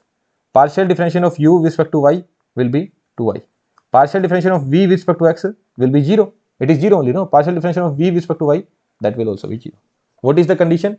The condition is that, sir, they should be equal. First of all, are they continuous? Absolutely. They will never throw infinite value. Yes, they are continuous. So first condition is satisfied. What about the next condition? That, sir, they should be equal. That means, sir, ux should be equals to vy and uy should be equals to minus vx. So from here you are getting that 2x should be equals to 0 and 2y should be equals to minus 0. So from here you can say that, sir, x has to be 0 and y has to be 0. That means, sir, this condition CR equation is being satisfied only at 0, 0 only. That means this will be differentiable only at 0, 0. At these points it will not be differentiable. What I mean to say is that if I check at x, y 1, 1. If I check at 1, 1, what answer I am getting? What is the value of ux? Sir, ux value will be 2. What is the value of uy? That will also be 2. What is the value of vx? That will be 0. What is the value of vy? That would be 0. So are they same? You can directly see that, sir, ux is not coming out to be equals to vy and uy is not coming out to be equals to minus vx. They are not same. That means CR equation is not being satisfied. CR equation is not being satisfied. And if CR equation is not being satisfied, that means non-differentiable. Non-differentiable. Or you can directly say that, sir, this function is differentiable only at strictly at only at 0, 0, not anywhere else. Only at one point it is differentiable, not anywhere else. In the whole z plane, only at one point it is differentiable, not anywhere else. Is that clear to you? Let's go to the next question. In that manner, you need to solve. People usually remember it, they actually forget, sir, partial differentiation of u with respect to y would be equals to what. So not like that. Just write down in this way: ux, uy, vx, vy, go like this. That's it. Someone would write down in this way: ux, uy, vx, vy. Then again the same thing. It is same only. You will get the same answer. Okay. Next question. Z into real part of z. Z into real part of z. Determine all the points in the complex plane where the function is differentiable. We need to find out all the points where the function is differentiable. So what will be your function of x comma y? How the function of x comma y will look like? What is z? Z is x plus iota y. What is real part of z? Real part of z is x only. So the function is looking like x square plus iota xy, which is u plus iota v. So what is your u? U is x square. What is v? V is xy. So partial differentiation of u with respect to x will be 2x. Partial differentiation of u with respect to y will be 0. Partial differentiation of v with respect to x will be y, and partial differentiation of v with respect to y will be x. Did you understand this point? Partial differentiation of u with respect to x would be 2x. Partial differentiation of u with respect to y, there is no term of y, 0. Partial differentiation of v with respect to x, that means keeping y as constant. You need to keep y as constant. So y as constant, so differentiation of x will be 1. Keeping x as constant, differentiation of y will be 1 only. So are they always continuous? Absolutely, always continuous. There is no issue. They will never throw infinite value. Always continuous, no doubt about it. But if you want it to be differentiable, that means CR equation needs to be satisfied. What CR equation would say? That ux should be equals to vy, ux should be equals to vy, and uy should be equals to minus vx. That means 2x should be equals to x and 0 should be equals to minus y. So from here what you are getting? X equals to 0 and y equals to 0. That means f of z equals to z, real part of z, is differentiable. It is differentiable only at 0, 0.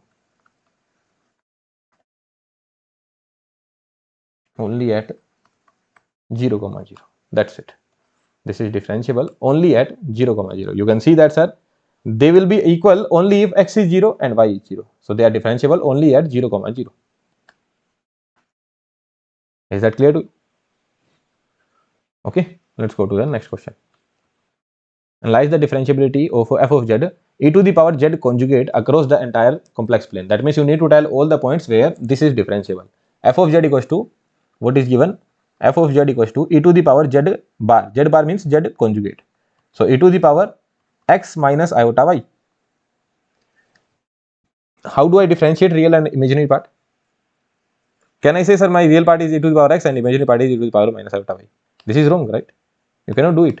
You need to make it a form of u plus iota v. No, this is our target, u plus iota v. This is the target. So you can see something. This is e to the power x dot e to the power minus iota y. E to the power x. What is e to the power minus iota y? That is, sir, cos y minus iota sin y. And what you are getting? E to the power x cos y plus iota minus sin e to the power x sin y. Say yes or no? E to the power x dot e to the power minus iota y e to the power x. So this will be cos y minus iota sin y. So e to the power x cos y plus iota minus sign goes inside, minus e to the power x sin y. So this is your u plus iota v. So what is your u? Sir, u is coming out to be e to the power x cos y. Then what is your v? Sir, v is coming out to be minus e to the power x sin y. Now do the partial differentiation. Do it with patience. Okay. Partial differentiation of u with respect to x. E to the power x cos y only, because cos y will be treated as constant. E to the power x differentiation will be e to the power x only. Partial differentiation of u with respect to y. E to the power x will be treated as constant. Cos y will give you minus sin y. Understandable? Partial differentiation of u with v with respect to x. So sin y will be treated as constant, and this is what you will be getting. Partial differentiation of v with respect to y. That means minus e to the power x will be treated as constant, and this will be cos y. Will they ever throw infinity at any finite value of x? At x equals to infinity, yes, it will throw infinity. At x equals to infinity, they will throw infinity. But at any finite value of x, they will not throw infinity. That means, yes, it is continuous for sure. Okay, infinity or undefined, both of them will be acceptable. Both of them will be acceptable, right? Now, what is your CR equation? CR equation would say that, sir, ux should be equals to vy. Just do the cross. Ux should be equals to vy and uy should be equals to minus vx. Understandable? So what is ux? Sir, ux is e to the power x cos y should be equals to minus e to the power x cos y. And from here what you are getting? Minus e to the power x sin y should be equals to minus e to the power x sin y.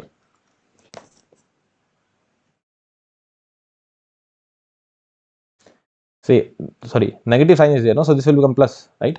Uy should be equals to minus vx. So minus e to the power x sin y should be equals to plus e to the power x sin y.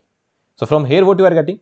Sir, if this goes this side, so it will become 2 e to the power x cos y should be equals to 0, and if this goes this side, or you can say if this comes this side, then it would become 2 e to the power x sin y equals to 0.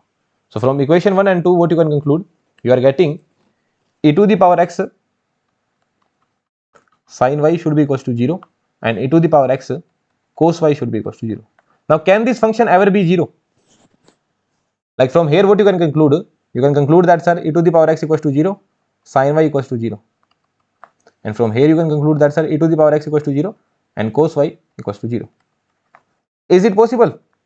It is possible only at x equals to infinity. It is only possible at x equals to minus infinity, sorry, not plus infinity, minus infinity, which will not be accepted because we are talking about the finite value of x. It will not be accepted.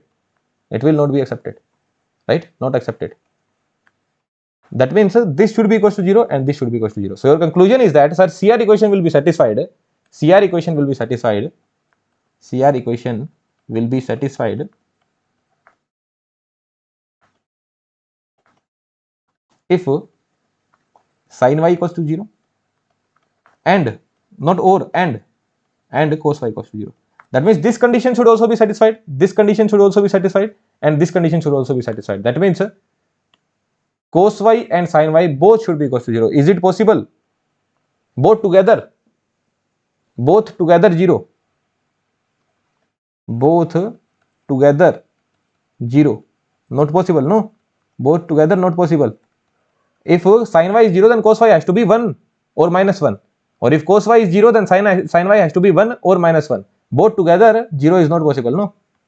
Because cos sin square y plus cos square y will always be 1. Sin square y plus cos square y will always be unity. But they are saying that it is equals to 0, which is not possible. That means never it is possible. No, it is never possible. So what conclusion you have made?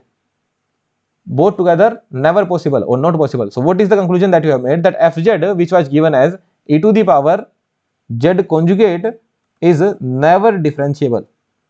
Never differentiable. Never differentiable. Not differentiable at all. You cannot find out it's differentiable anywhere. It is never differentiable. This was differentiable at one point. This was differentiable at 0, 0. This was differentiable at 0, 0. This was differentiable at entire z plane. But this guy has come out to be differentiable nowhere. It is nowhere differentiable. Understandable? Okay, let's go to the next question. As of now, this will be the last question. Then we will see. Then we will move to the next slide. Actually, slides are ending, no? So after this question, I will take a break and then I will change the slide and then we will see some more concepts. Okay. So as of now, you solve it. You check the differentiability. How will you check the differentiability? Sir, f of z is given as sin z, but I need f of x comma y. I need, sir, f of x comma y. So what I would do, in place of z, I will put x plus iota y. Can I separate it now? Because I need the form of u plus iota v. How I can separate it? Sin a plus b, no? Sin a cos b plus this process we have already done, no? Cos a sin b. Now if you remember it, then it is good. Otherwise you derive it. Cos iota y. What will be cos iota y? Sir, cos iota y would be nothing but e to the power cos. What is cos theta? Cos theta is e to the power iota theta plus e to the power minus iota theta. So here you will put this thing plus e to the power minus iota y. So if you guys remember it, then it is good. It will come out to be cos hyperbolic y. And what this would come out to be? This would come out to be iota sin hyperbolic y. Okay. So this we have already seen. So go back to the basics. In basics we have already seen it. This will come out to be iota sin hyperbolic y. You don't need to remember it. You can simply derive it. No, what will be sin iota y? Sin iota y would be e to the power iota y minus e to the power minus iota y divided by 2j. So what you are getting? This is coming out to be e to the power minus y minus e to the power plus y divided by 2j. If j goes upward, it will come out to be sin hyperbolic y iota sin hyperbolic y. This is what you will be getting here. So this is your f of x comma y you are getting. F of x comma y.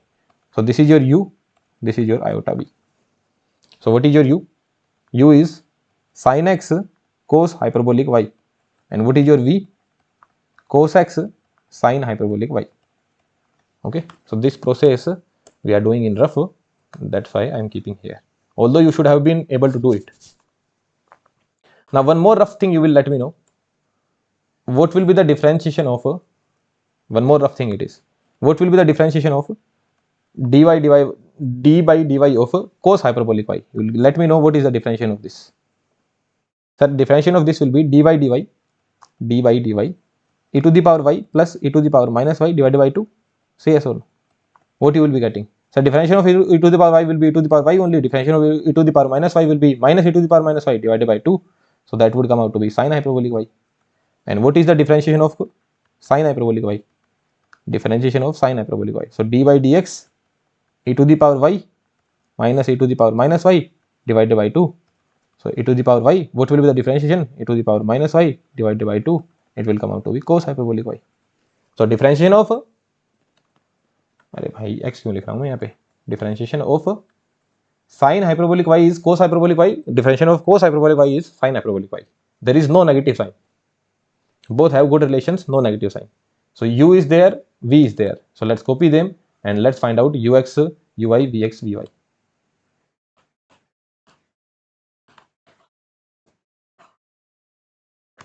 Partial differentiation of u with respect to x. So cos hyperbolic y remains as it is, cos x cos hyperbolic y. Partial differentiation of u with respect to y. So sin x remains as it is, sin x remains as it is, sin hyperbolic y. Partial differentiation of v with respect to x, minus sin x, sin hyperbolic y. Partial differentiation of v with respect to y, what you will be getting? V with respect to y. So cos x remains as it is, cos hyperbolic y. Are they always continuous? This is always continuous, this is also always continuous. So continuous multiply with continuous will always be continuous only. Yes, they are always continuous. Look, you know sinusoid, they will be always continuous, no? And same goes with hyperbolic y as well. Because what is sine hyperbolic y? E to the power y plus e to the power minus y divided by 2. This is your cos hyperbolic y. So it is continuous, this is also continuous, divided by 2 is also always continuous. So they will be always continuous, no doubt about it. So yes, they are always continuous. Okay. Since they are always continuous now, what is the condition? That you need to check them. So yes, you can see here, ux is coming out to be equals to vy and uy is always coming out to be equals to minus vx. Ui is always coming out to be equals to minus vx. Always it is true, no? Because they are giving the same expression, always. So what do you understand? Fz equals to sin z is always differentiable. Always, or you can say it will be differentiable over the entire z plane. Differentiable over entire z plane. Entire z plane. There you go. It is differentiable over entire z plane. Okay, same goes with cos z as well. Same goes with cos z as well. You can do it on your own. This is your homework, that you do it on your own for the cos z. Same process you will follow, ditto same process, and you will realize that cos z is also differentiable over the entire z plane. Understandable? So till this point, whatever the question we have seen, no? So here our u and v was function of x comma y. They were function of x comma y, right? Say yes or no.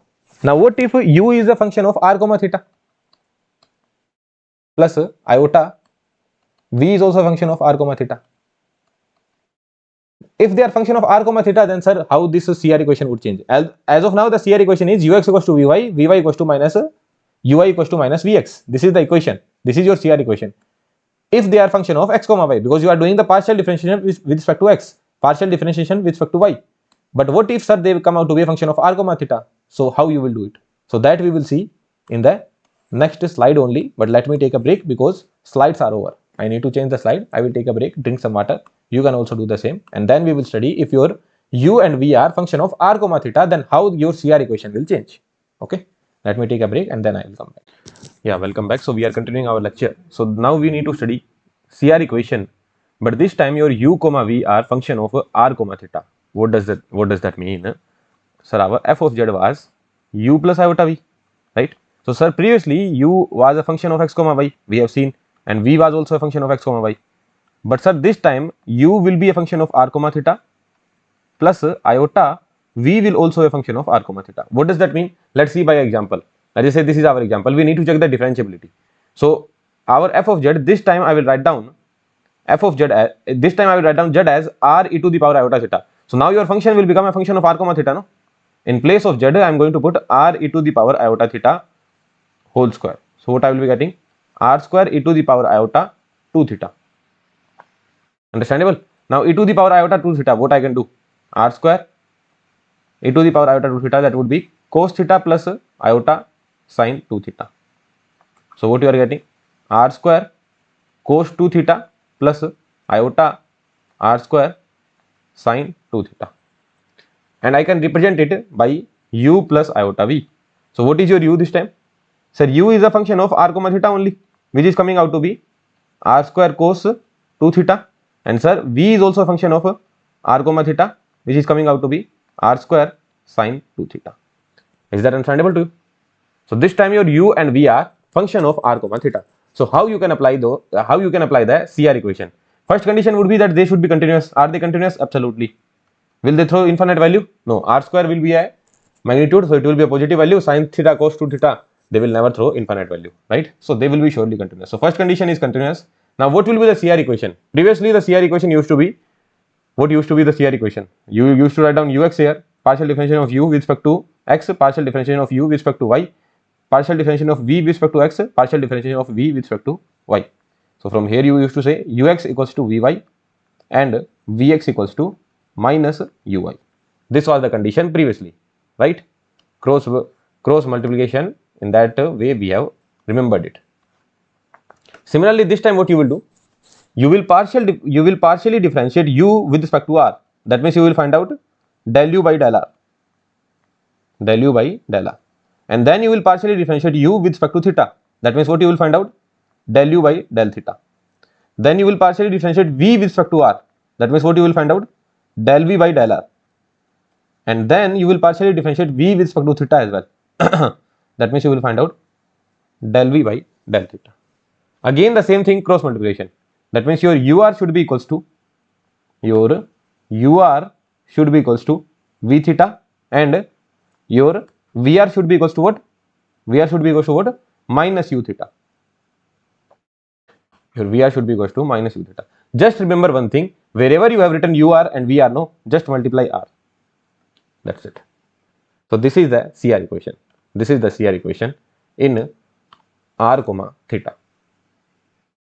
CR equation with r comma theta. What you need to do? Partial differentiation of u with respect to r, partial differentiation of u with respect to theta, partial differentiation of v with respect to r, partial differentiation of v with respect to theta. This equals to this and this equals to this with the negative sign. Just remember one thing, ur will be replaced with rur, vr will be replaced with rvr. That's it. With the multiplication of ur, you need to multiply r. With vr, you need to multiply r. And in the examination, it could be written in this way: del u by del r would be equals to 1 by r del v by del theta. In any way, it could be written, but the important part is that how you remember it. Del v by del r, this r goes this side, so it will become minus 1 by r del u by del theta. So in that manner, usually these equations are written in the textbook as well and in the lectures as well. But how you can remember this? It is very difficult to remember, no? So simple way we have developed. The same way, partial differentiation of u with respect to r, these partial differentiation you will do, then just go cross. Just remember one thing, that when I am doing here, I will multiply r, I will multiply r. That's it. Job done. Okay. So this is how you can remember it. Understandable? So let's go to this question. We need to check the differentiability. So first you check with respect to x comma y. Like in place of z square, what you can do? Sir, I know that this will come out to be x square minus y square plus iota 2xy. Then partial differentiation of u with respect to x, that will become 2x. Partial differentiation of u with respect to y, that will become minus 2y.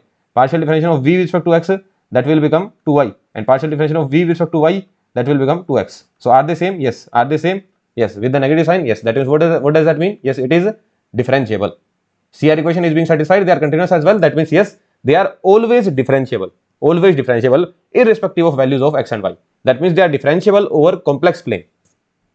Right? So with respect to x comma y, this is how we can check. But this time we need to check with respect to r comma theta. So what I will do? Partial differentiation of u with respect to r. What you will be getting? Cos 2 theta will be constant. So this will come out to be 2r cos 2 theta. 2r cos 2 theta.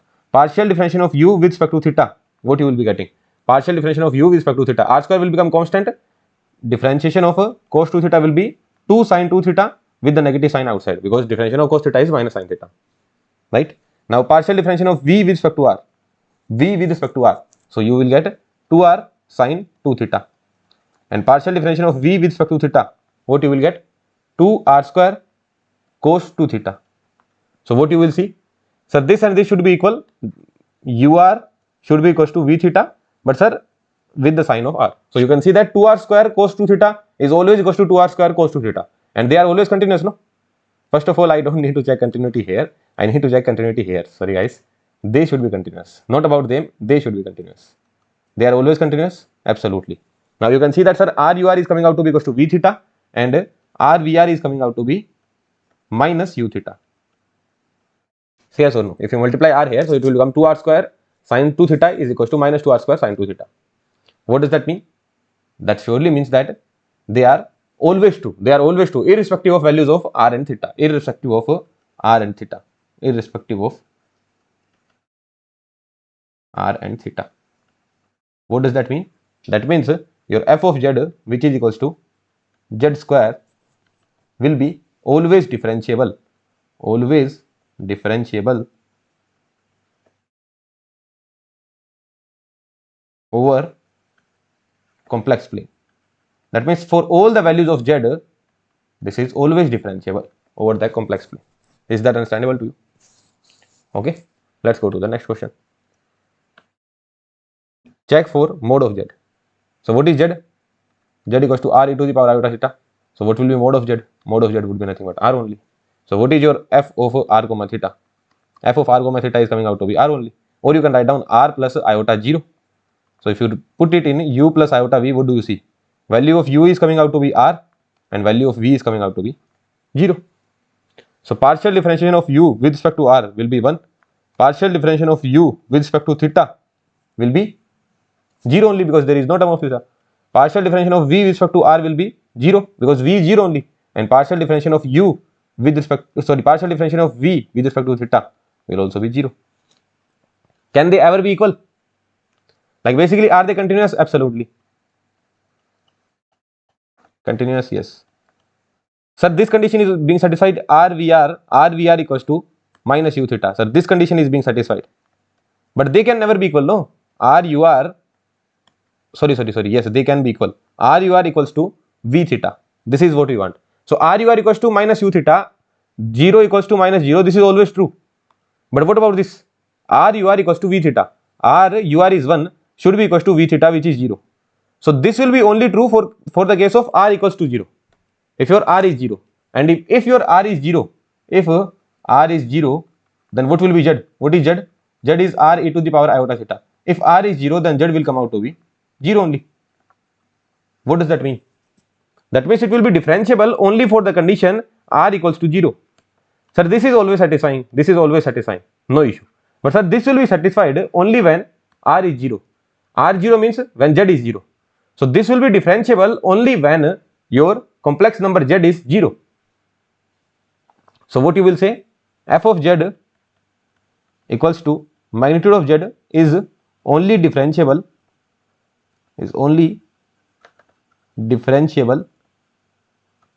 at z equals to 0, nowhere else.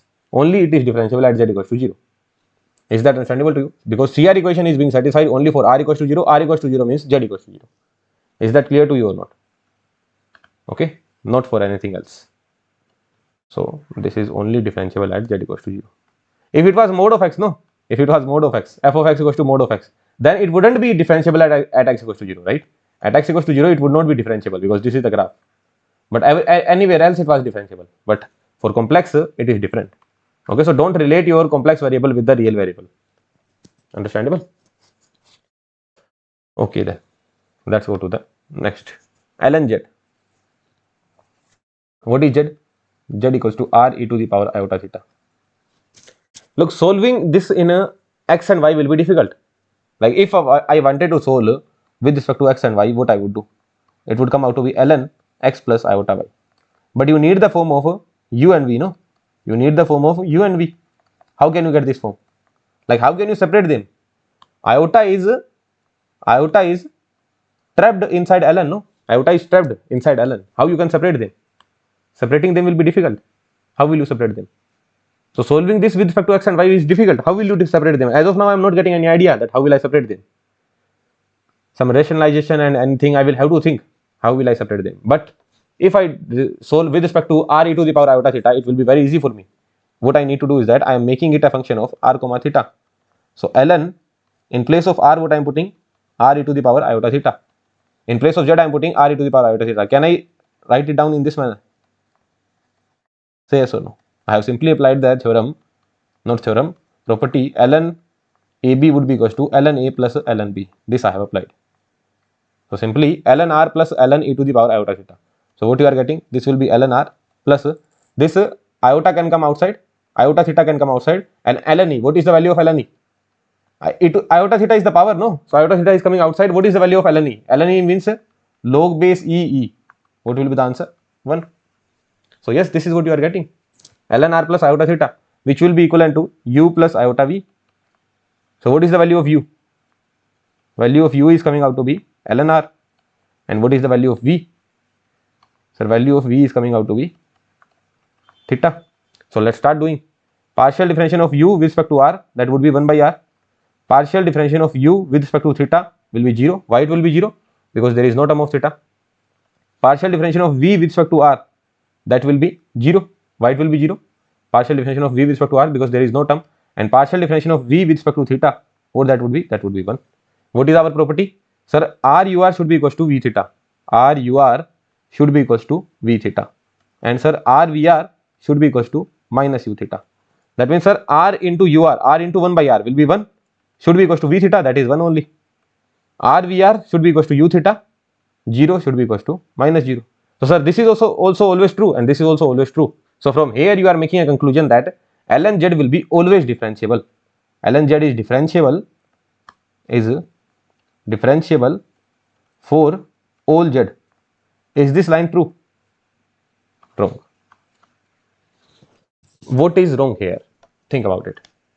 Sir, u, v, we have find out everything is fine. U r, u theta, v r, v theta. Sir, r u r should be equals to v theta. Sir, 1 is equals to 1. This is always true. And sir, v r equals to u theta. R v r should be equals to minus u theta. Sir, this is also always true. Sir, what I am doing, that is correct only. Where you are going wrong? Did you check the continuity? Did you check the continuity? So this statement, why this statement is wrong?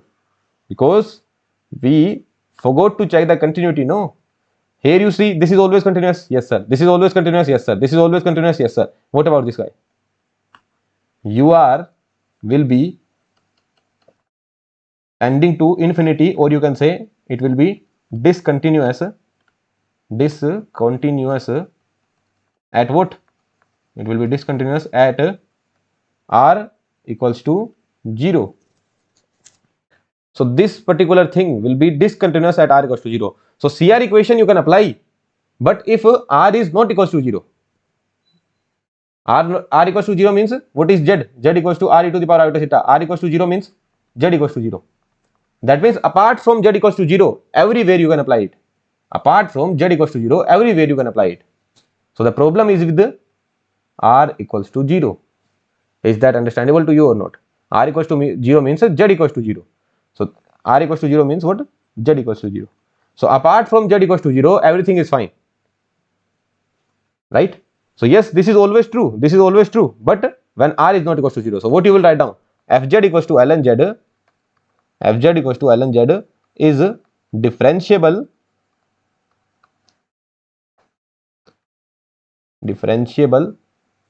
Differentiable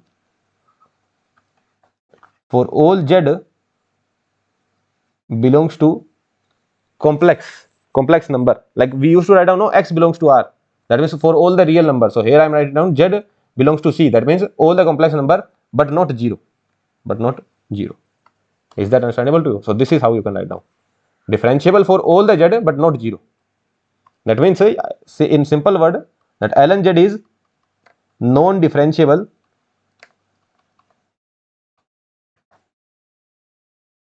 at z equals to 0.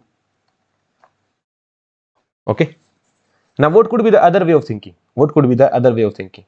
I should not say method 2. I am just telling other way of thinking. Other way of thinking. This is not your new method, it is just another way of thinking, how you can think. So your another way of thinking would be, what was your f of z? F of z is ln z. Now you know one thing from the calculus of real variable, you also know one thing, that if some function is not continuous, no, if some function is not continuous, let's just say the function was like this. This is your x equals to a. So at x equals to a, it is not continuous. That means at x equals to a, it is throwing infinite value. It is throwing infinite value. So surely it cannot be differentiable here, no? Are you able to understand this point? If it is not continuous, then there is no meaning of checking the differentiability, right? So if a function is not continuous, that means surely it will not be differentiable. Surely it will not be differentiable.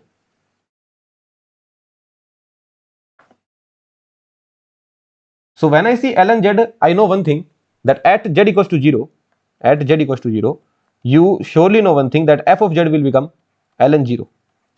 Someone would say that, sir, ln 0 is minus infinity, but actually ln 0 is undefined. But you can write down ln 0 as minus infinity. I have told the meaning of between infinity, undefined and indeterminate.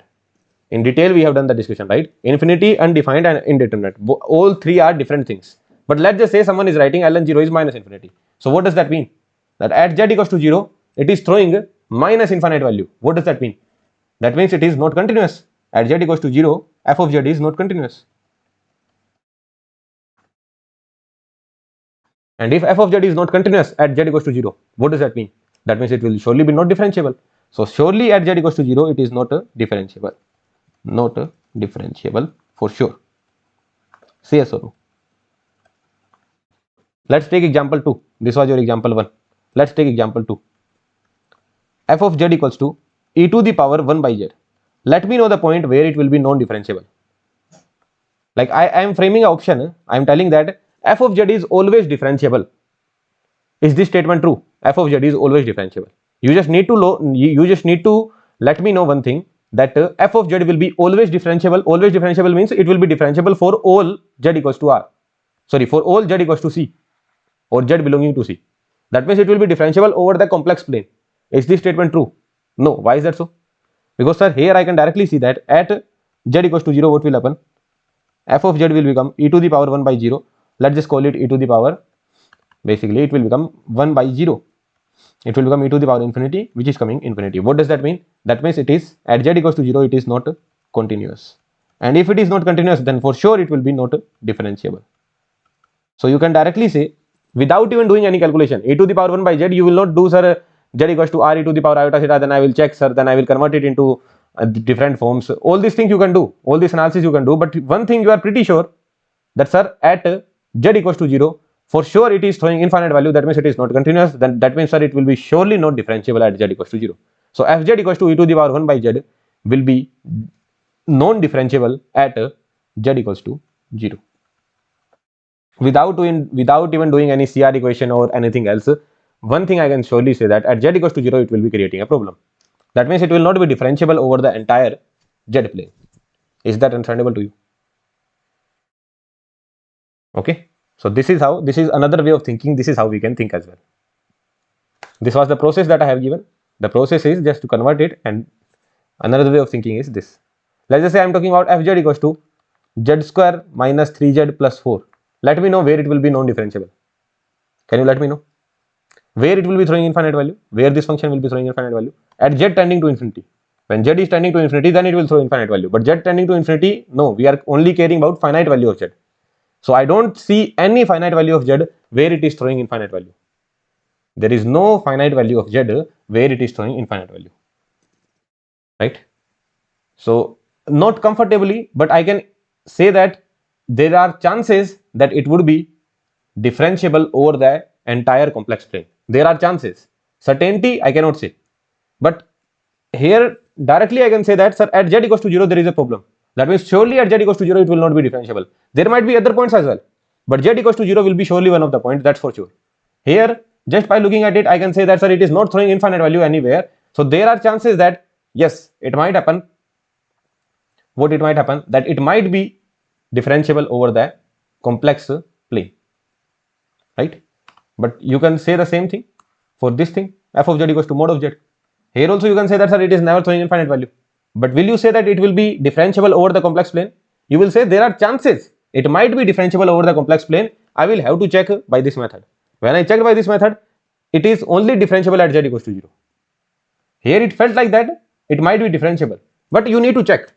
It might be differentiable over the complex plane because it is not throwing infinite value anywhere. Is it throwing infinite value? F of z equals to mod of z. Is it throwing infinite value anywhere? No, it is not throwing infinite value anywhere, right? So we thought that, yeah, it might be possible. Let's check. So when we checked, we got to know that it is differentiable only at z equals to 0. Rest all the points it is not differentiable. Are you able to understand this point? So from this way of thinking, we can only comment about those points where it is not differentiable for sure. There might be some other points as well where it is not differentiable. Is that understandable? Okay. So this is just a way of thinking. Proper process, proper method is this. But in the examination, these intuitions will work in a very good manner. L and Z, okay, you will be directly able to think z equals to 0. E to the power 1 by z, you will be directly able to think, sir, z equals to 0 is creating a problem. If it was a e to the power 1 by z minus 2, so then you would know, sir, z equals to 2 is creating a problem, right? If it was e to the power 1 upon z minus 2, then you would know that, sir, at z equals to 2, this will throw infinity. So z equals to 2 will surely be the point which is creating the problem. That means at z equals to 2, surely it will not be differentiable. Understandable or not? Okay. So these intuitions will work in a good manner in the examination also. Understandable? Okay then. Okay then, let's go to our next topic. Now basically we are going to start our new topic, which is analytic function. But before that, there is some prerequisites. So what is the meaning of nearby points? For a single variable function, for a real variable, for a single variable function, what was the meaning of nearby points? Let's just say you are at x equals to a. You are at x equals to a. This is your x-axis, you are at x equals to a. So which point is near to x equals to a? Sir, a plus and a minus. So from x equals to a, nearby points are x equals to a plus and x equals to a minus. These are the nearby points from x equals to a, right? These are the nearby points, a plus and a minus. What for complex variables? What do you mean by nearby points? Let's just say there is a point z equals to z naught. There is a point z equals to z naught. Let's just say there is a point z equals to z naught. Z equals to z naught. What is the meaning of z naught? Z naught is x naught plus iota y naught. X naught plus iota y naught. This is your z naught, right? You let me know nearby points to z naught. What will be the nearby points to z naught? This is your x-axis, this is your y-axis. Nearby points to z naught will be, this point is also nearby, this point is also nearby, this point is also nearby, this point is also nearby, this point is also nearby. All these points are nearby points to z naught. So yes or no? Here it was single variable, x was only the independent variable, x is the independent variable, no? But here what do you know? Here only independent variable is x, but here what all are the independent variables in the other case? In the complex variable case, what all are your independent variables? Independent variables are x naught and y naught. These are your independent variables. If I am putting z naught, that means it is x naught comma y naught only. So near to z naught, all these points are nearby, no? All these points are nearby. All these points are nearby. So what you can do is that you can kind of create a circle. What I am saying is that you can kind of create a circle about z naught. You can kind of create a circle about z naught, which will look somewhat like this.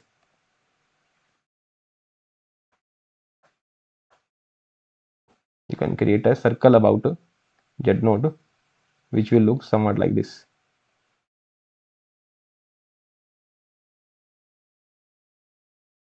And all these points are nearby. I am creating a circle of radius r. Circle of radius r. So all the points which are lying inside the circle, all the points which are lying inside the circle, which are lying inside the circle, they will be near to z naught. That means all the points which is lying mod of z minus z naught less than r. All the points which are lying inside this circle. Are you able to understand this point? What is the equation of circle? Z naught is the center, no? Z naught is like a center. So mod of z minus z naught equals to r. That is the equation of circle. But all the points which are lying inside the circle, they will be near to z naught, where r is tending to 0. You are talking about nearby points, no? You are talking about nearby points. That means this radius should be very small. Radius should be very small. This radius is actually very small. That means all the points which is dn to z0, these points I am talking about, all these points I am talking about, if r is very small, so what I have done is that it is like a circle, z minus z, mod of z minus z0 equals to r. Now inside this circle, all the points which are lying, they will be near to z0. Here it is very easy to show that x equals to a plus and x equals to a minus are near to x equals to a. But in the complex variable, where x and x0 and y0 both are independent variable, that means, sir, this point will also be nearby, this point will also be nearby, this point will also be nearby. There are a lot of points which is nearby. That means it is kind of creating a circle. Now all these points which are lying inside the circle, they are near to z0. So what I did, I made a circle of radius r. So all the points which are lying inside the circle, that means all the points which are following the equation or which are following the inequality mod of z minus z0 less than r, they will be lying near to z0, which means r tending to 0. R tending to 0 means near to z0. So if this particular thing is written, what does that mean? If this particular thing is written, what does this mean? This simply means only one thing. What is that? That means near to z0, near to z0, and also z0 as well, near to z0 and also z0, because z0 is also lying here. So near to z0 and z0, near to z0 and z0 itself, or better I should write down z0 and near to z0, z0 and near to z0, all the points which are z0 which are equals to z0 and near to z0. Okay, so this is the meaning of nearby points for a complex variable. Now just answer me this thing, which is very simple, very straightforward, that if a complex function f of z is differentiable at z equals to z0, then which of the following statement is true? If a function is differentiable at z equals to z0, then which of the following statement is true? That limit will be existing and it will be finite, and the function will be continuous as well. Say yes or no. It may exist, it may be finite, it may be continuous. There is no room for may. It will be surely continuous, no? What I mean to say is that if I am saying that my function is differentiable, if my function is differentiable here, that means surely it will be continuous. And if it is continuous, that means surely limit will be existing. What I mean to say is that if I am saying that function is differentiable, if a function is differentiable, then for sure it will be continuous as well. For sure it will be continuous as well. And if it is continuous, then for sure the limit will also exist. Limit will also exist. Say yes or no. Along with that, if I say that limit is not existing, limit does not exist, then for sure it will not be continuous. For sure it will not be continuous. And if it is not continuous, then for sure it will not be differentiable as well. Say yes or no. Are you able to understand this point? These points are interrelated, no? If a function is differentiable, then for sure it will be continuous. And if it is continuous, then for sure limit will exist. But if a limit is not existing, then for sure it will not be continuous and for sure it will not be differentiable. Sir, why you are teaching all these things? It will be helpful somewhere. Let's go to the next definition, which is analytical function. You read this definition, what you can understand from this definition. A function f of z is analytic at z equals to z0 if there exists a radius r greater than 0 such that f of z is differentiable for every z satisfying mod of z minus z0 less than r, where r is tending to 0. What do you understand by this point? You are saying that f of z will be analytic, f of z will be analytic, f of z will be analytic at z equals to z0 if it's differentiable, if it is differentiable at z equals to z0 and nearby points, and its nearby points. Say yes or no. Now read the definition again, you will be able to understand now. F of z is analytic at z equals to z0 if there exists a radius r greater than 0 such that f of z is differentiable for all the points which are satisfying this equation. What does that mean?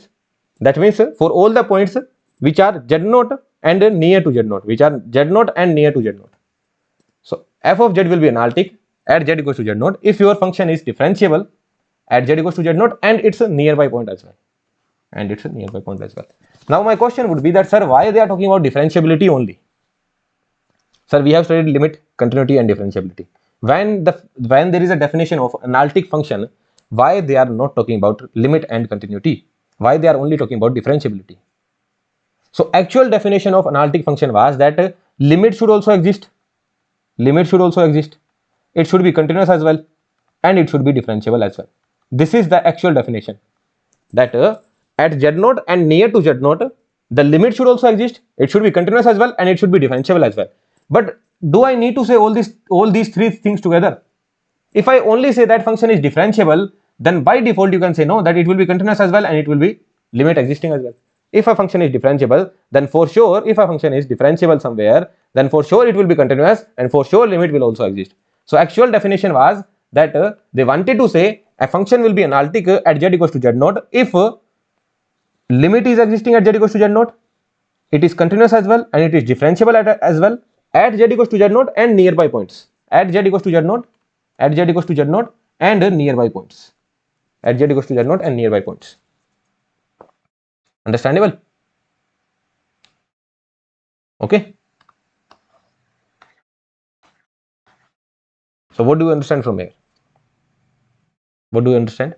That actually they wanted to talk about limit, continuity and differentiability, but if they are talking about differentiability, that means for sure limit is also existing and it is continuous as well. So that's why the definition again and again, now from now onwards, always I will be talking about one point: differentiable. So why, sir, you are focusing so much on differentiability? Why not limit and continuity? Because sir, if a function is differentiable, then for sure it will be continuous as well, and for sure the limit will also be existing. Understandable? So this is the definition of analytic function. What do you mean by entire function? Entire function means if it is analytic over the complete complex plane. If the function is analytic over at every point of the complex plane C. What do you understand by this? Analytic at every point. What does that mean? If it is analytic at every point, if I say my function is analytic at z equals to z naught, if my function is analytic at z equals to z naught, then for sure it will be differentiable as well at z equals to z naught. Because what is the condition? It will be analytic only when it is differentiable at z equals to z naught and nearby points. So if it is analytic at z equals to z naught, that means for sure it will be differentiable as well. For sure it will be differentiable as well. That means you are saying that it is analytic at all the points in the whole complex plane. No, at everywhere it is analytic. That means everywhere it will be differentiable as well. No. So what is the definition of entire function? The definition of entire function will become that a complex function f of z is said to be entire function if it is differentiable at all the points in complex plane. If it is differentiable for all z belonging to complex plane. Say yes or no.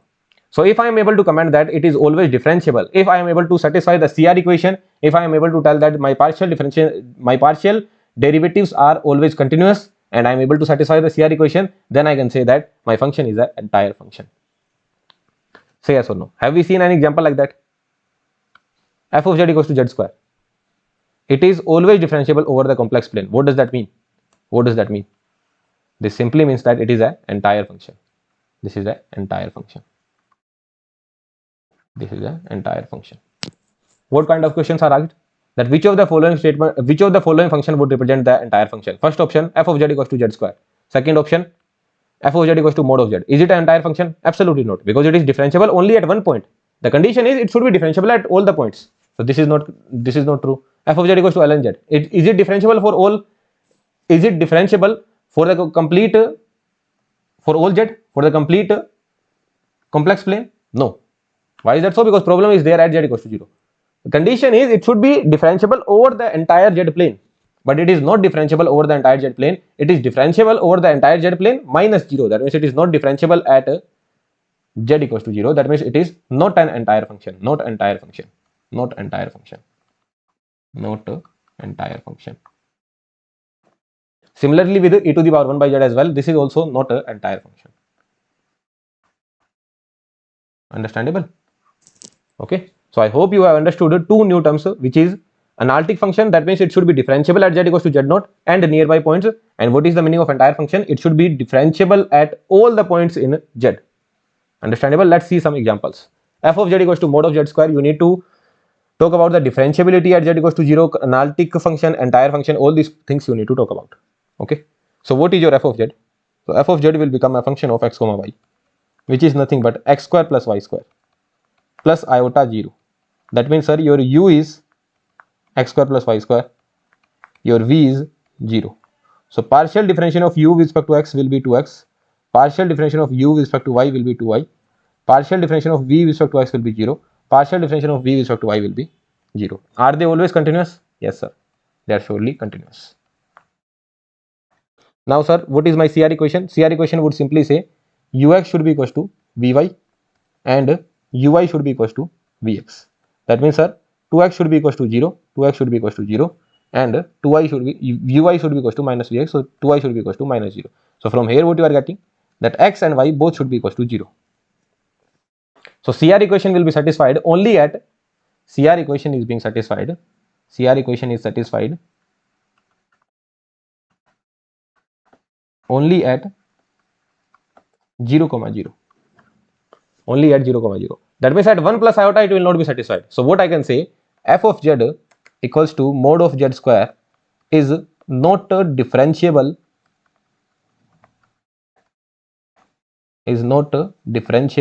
at z equals to 1 plus iota. And if it is not differentiable, can it be ever analytic? What is the definition of analytic function? That first, at that point, it should be differentiable. Differentiable at z equals to z naught. First of all, it should be differentiable at z equals to z naught. If it is not even being differentiable at z equals to z naught, can it be analytic? Absolutely not. That means it is not analytic as well. Not analytic at z equals to 1 plus iota. And if there is a single point where the function is not differentiable or not analytic, what does that mean? It can never be an entire function. Not an entire function. That means this is not an entire function. It is not an entire function. Because what is the definition of entire function? The definition of entire function is that it should be differentiable at all the points, all the points which are existing, at all the points it should be differentiable. But if you have find out only one point, I have find out one point where it is not differentiable, then job done. That means it cannot be an entire function. So entire function is done. Analyticity at 1 plus iota and differentiability at 1 plus iota is also done. What about differentiability at z equals to 0? Yes, it is differentiable at z equals to 0, right? CR equation is being satisfied, it is continuous as well.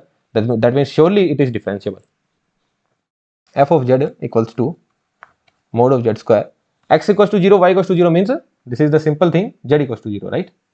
So that means f of z is differentiable at z equals to 0. Differentiable at z equals to 0. This is also done. Why it is differentiable? Because CR equation is being satisfied, no? Now you need to check about analytic function. Is it analytic at z equals to 0? Is it analytic at z equals to 0? F of z is analytic or not? F of z is analytic or not at z equals to 0. This is what you need to check. This is what you need to check. So what is the definition of analytic function? The definition of analytic function, it is having two things. First one is it should be differentiable. First one is it should be differentiable. First one is it should be differentiable at z equals to z naught.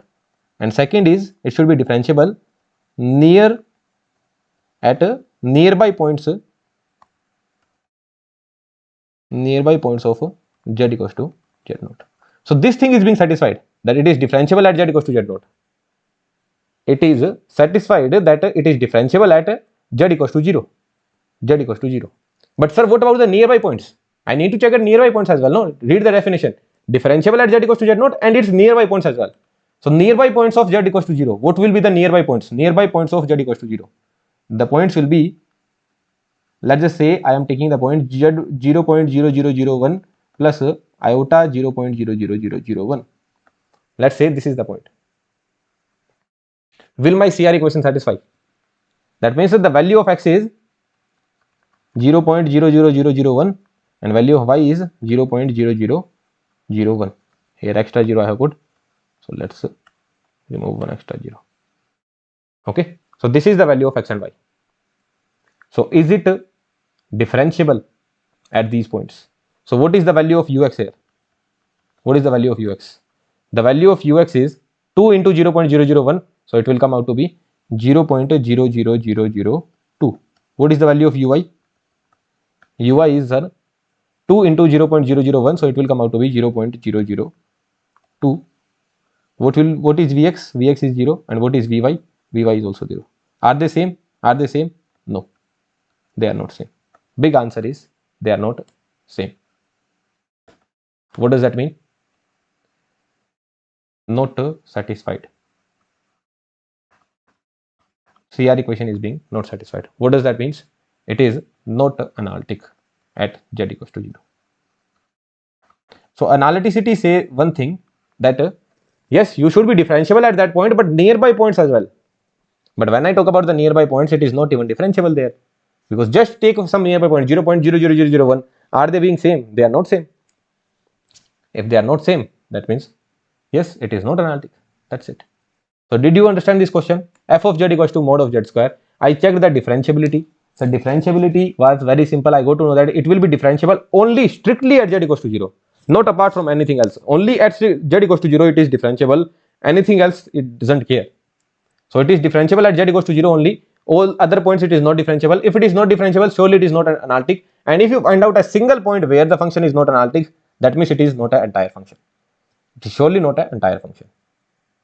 Now at z equals to 0, you need to talk about analyticity, that whether it is analytic or not. So at z equals to 0, you know that, sir, yes, at z equals to 0 it is differentiable. But what about the nearby points? At nearby points it is not differentiable. That means it is differentiable only here.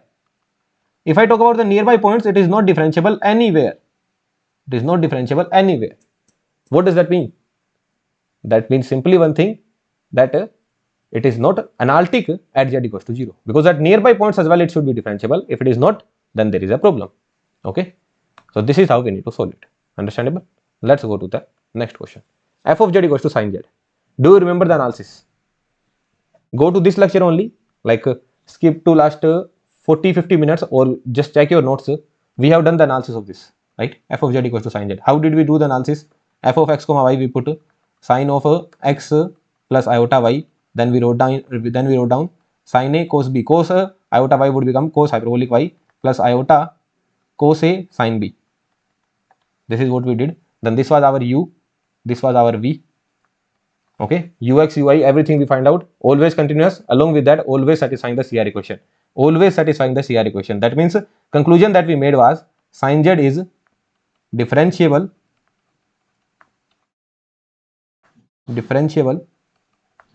for all z belonging to C. That means if I talk about the analyticity at z equals to 0, so what I would say, sir, at z equals to 0 it is differentiable. Yes, it is differentiable. And near to z equals to z naught as well, near to z equals to 0 as well, it will be differentiable. Why is that so? Because for all the points, every point that is existing, whether you take z equals to 0 or you take 0.001 plus iota 0.001, whatever the point you take, everywhere it is differentiable. That means everywhere it will be analytic as well. That means everywhere it will be analytic as well. Sin z is analytic as well.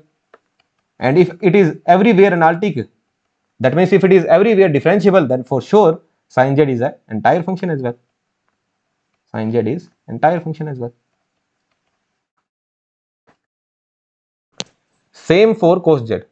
All these things are same for cos z as well. Same for cos z. Same for cos z. What about tan z? What about tan z?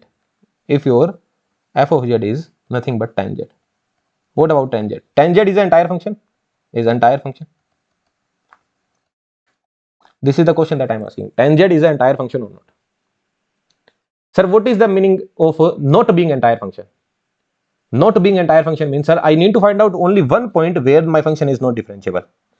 That means not entire function means not entire function. What is the meaning of not entire function means? You just need to find out, you need only one point where function is not differentiable, right? Not differentiable. Now what is your f of z? Let's do one thing. Let's keep it downward. What is your f of z? Sir, my f of z is tan z, sir, which is nothing but sin z by cos z. Now I need one point where my function is not differentiable. Now I will not think about differentiability, I will think about continuity. If I say my function is not continuous, if my function is not continuous, if my function is not continuous at some value, then for sure it will not be differentiable. Say yes or no. If it is not continuous, then for sure it will not be differentiable, no? So if it is not continuous, then for sure I can say it will be not differentiable. And what is the meaning of not continuous? That means you need to make f of z tending to infinity or undefined. Infinity or undefined. What does that mean? If I keep cos of z equals to 0, that means let's just say if you put z equals to pi by 2. If your z is pi by 2, then what will happen? If your z is pi by 2, then your f of z will tend to infinity. That means at z equals to pi by 2 or 3 pi by 2 and so on, or I can say at z equals to pi by 2 plus minus n pi, what will happen? F of z will tend to infinity, or you can say f of z is undefined or f of z is discontinuous, or what you can say, if it is discontinuous, then for sure it will be is non-differentiable, is non-differentiable. And if it is non-differentiable, that means it is not an entire function, not an entire function, not an entire function. That means at z equals to pi by 2, 3 pi by 2 and pi by 2 plus minus n pi, there is a problem. Are you able to understand this point? At these points, the function will not be differentiable, and surely you can say it is not an entire function. Is that understandable to you? So this is how I will be thinking. I will not go to the CR equation again and again. Are you able to understand this point? For solving all the questions, I will not go to the CR equation. I know that sin z is an entire function, cos z is an entire function, tan z they are asking. That means sin z by cos z. Where is the problem? The problem is at z equals to pi by 2, 3 pi by 2, where the function is becoming infinity. If the function is becoming infinity, that means it is not differentiable, and it is not differentiable. What does that mean? It cannot be an entire function. Is that understandable or not? F of z equals to z square minus 3z plus 2. Do the analysis on your own. Is it analytic? Is it an entire function? You can do the analysis on your own. I will have to take a break. I will drink some water. Then you talk about e to the power z, e to the power minus z. Think about it. Think about all of them. Then e to the power 1 by z, ln z. Think about all of them. E to the power z bar. Okay. This much we will do. This much analysis we will do. Okay. So let me take a break and then I will come back after drinking some water. Okay. So you do this analysis. Is it analytic or entire function? It is what it is known as. It is your polynomial in z. Polynomial in z. It is your polynomial in z. So you will find out that every polynomial in z, we have seen for z square, right? We have seen for z square minus 2z. This example also we have taken. All of them were analytic. This was also analytic. All of them were differentiable. Differentiable over the entire plane. Differentiable over the entire complex plane. Similarly, they will come out to be, if it is differentiable over the entire complex plane, that means it will be entire function. Along with that, it will be analytic as well. So you do the analysis, you will find out that this will be the answer. Similar analysis you will do for these functions as well. F of z equals to e to the power z or e to the power minus z. Have we done the analysis for this one? Absolutely. Similar analysis you can do for this one as well. We have already done the analysis for e to the power z, right? It was e to the power x plus iota y. So e to the power x, e to the power iota y, cos y plus iota sin y. Then u, v we separated and we saw that everything is fine. Similar analysis you can do for e to the power minus z as well. So you do all this analysis and then check the results. Okay. Yeah, welcome back guys. So did you try this question? So what we need to comment? We need to comment on analyticity and entire function. That means we need to check differentiability. Okay. And if we need to check differentiability, that means we will have to use CR equation. So what I will do? I will convert it into a function of x comma y. How z square could be written? Sir, this we directly remember now since we have done enough practice. It could be written in this way: x square minus y square plus iota 2xy minus z is x plus iota y. So it would become minus 3x minus iota 3y plus 2. So what you are getting? X square minus y square minus 3x plus 2 plus iota 2xy minus 3y. Say yes or no. So what is your u? This is your u and this is your v. So u you are getting as, what is your u? U you are getting as x square minus 3x minus y square plus 2 and v is 2xy minus 3y. So partial differentiation of u with respect to x, 2x minus 3, right? 2x minus 3. Partial differentiation of v with respect to x, v with respect to x will be 2y. Partial differentiation of u with respect to y, u with respect to y would be minus 2y. And partial differentiation of u with respect to x, sorry, partial differentiation of v with respect to y, sorry guys, partial differentiation of v with respect to y, what you are getting, v with respect to y, that would be 2x minus 3.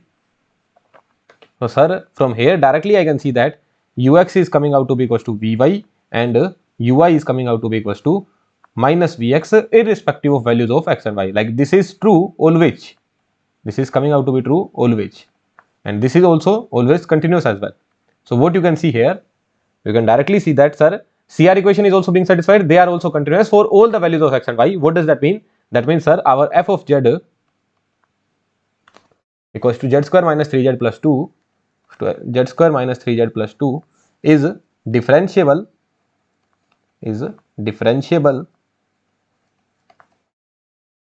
differentiable for all z belonging to complex plane.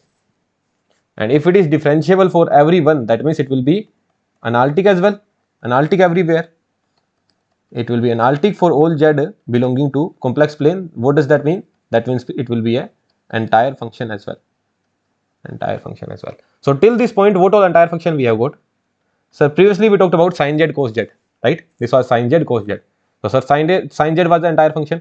Sir, cos z is also coming out to be entire function. Along with that, polynomial in z, polynomial in z is also a entire function. Till this point, these guys are coming out to be entire function. Entire function means they are differentiable everywhere. At every point in z, they are differentiable.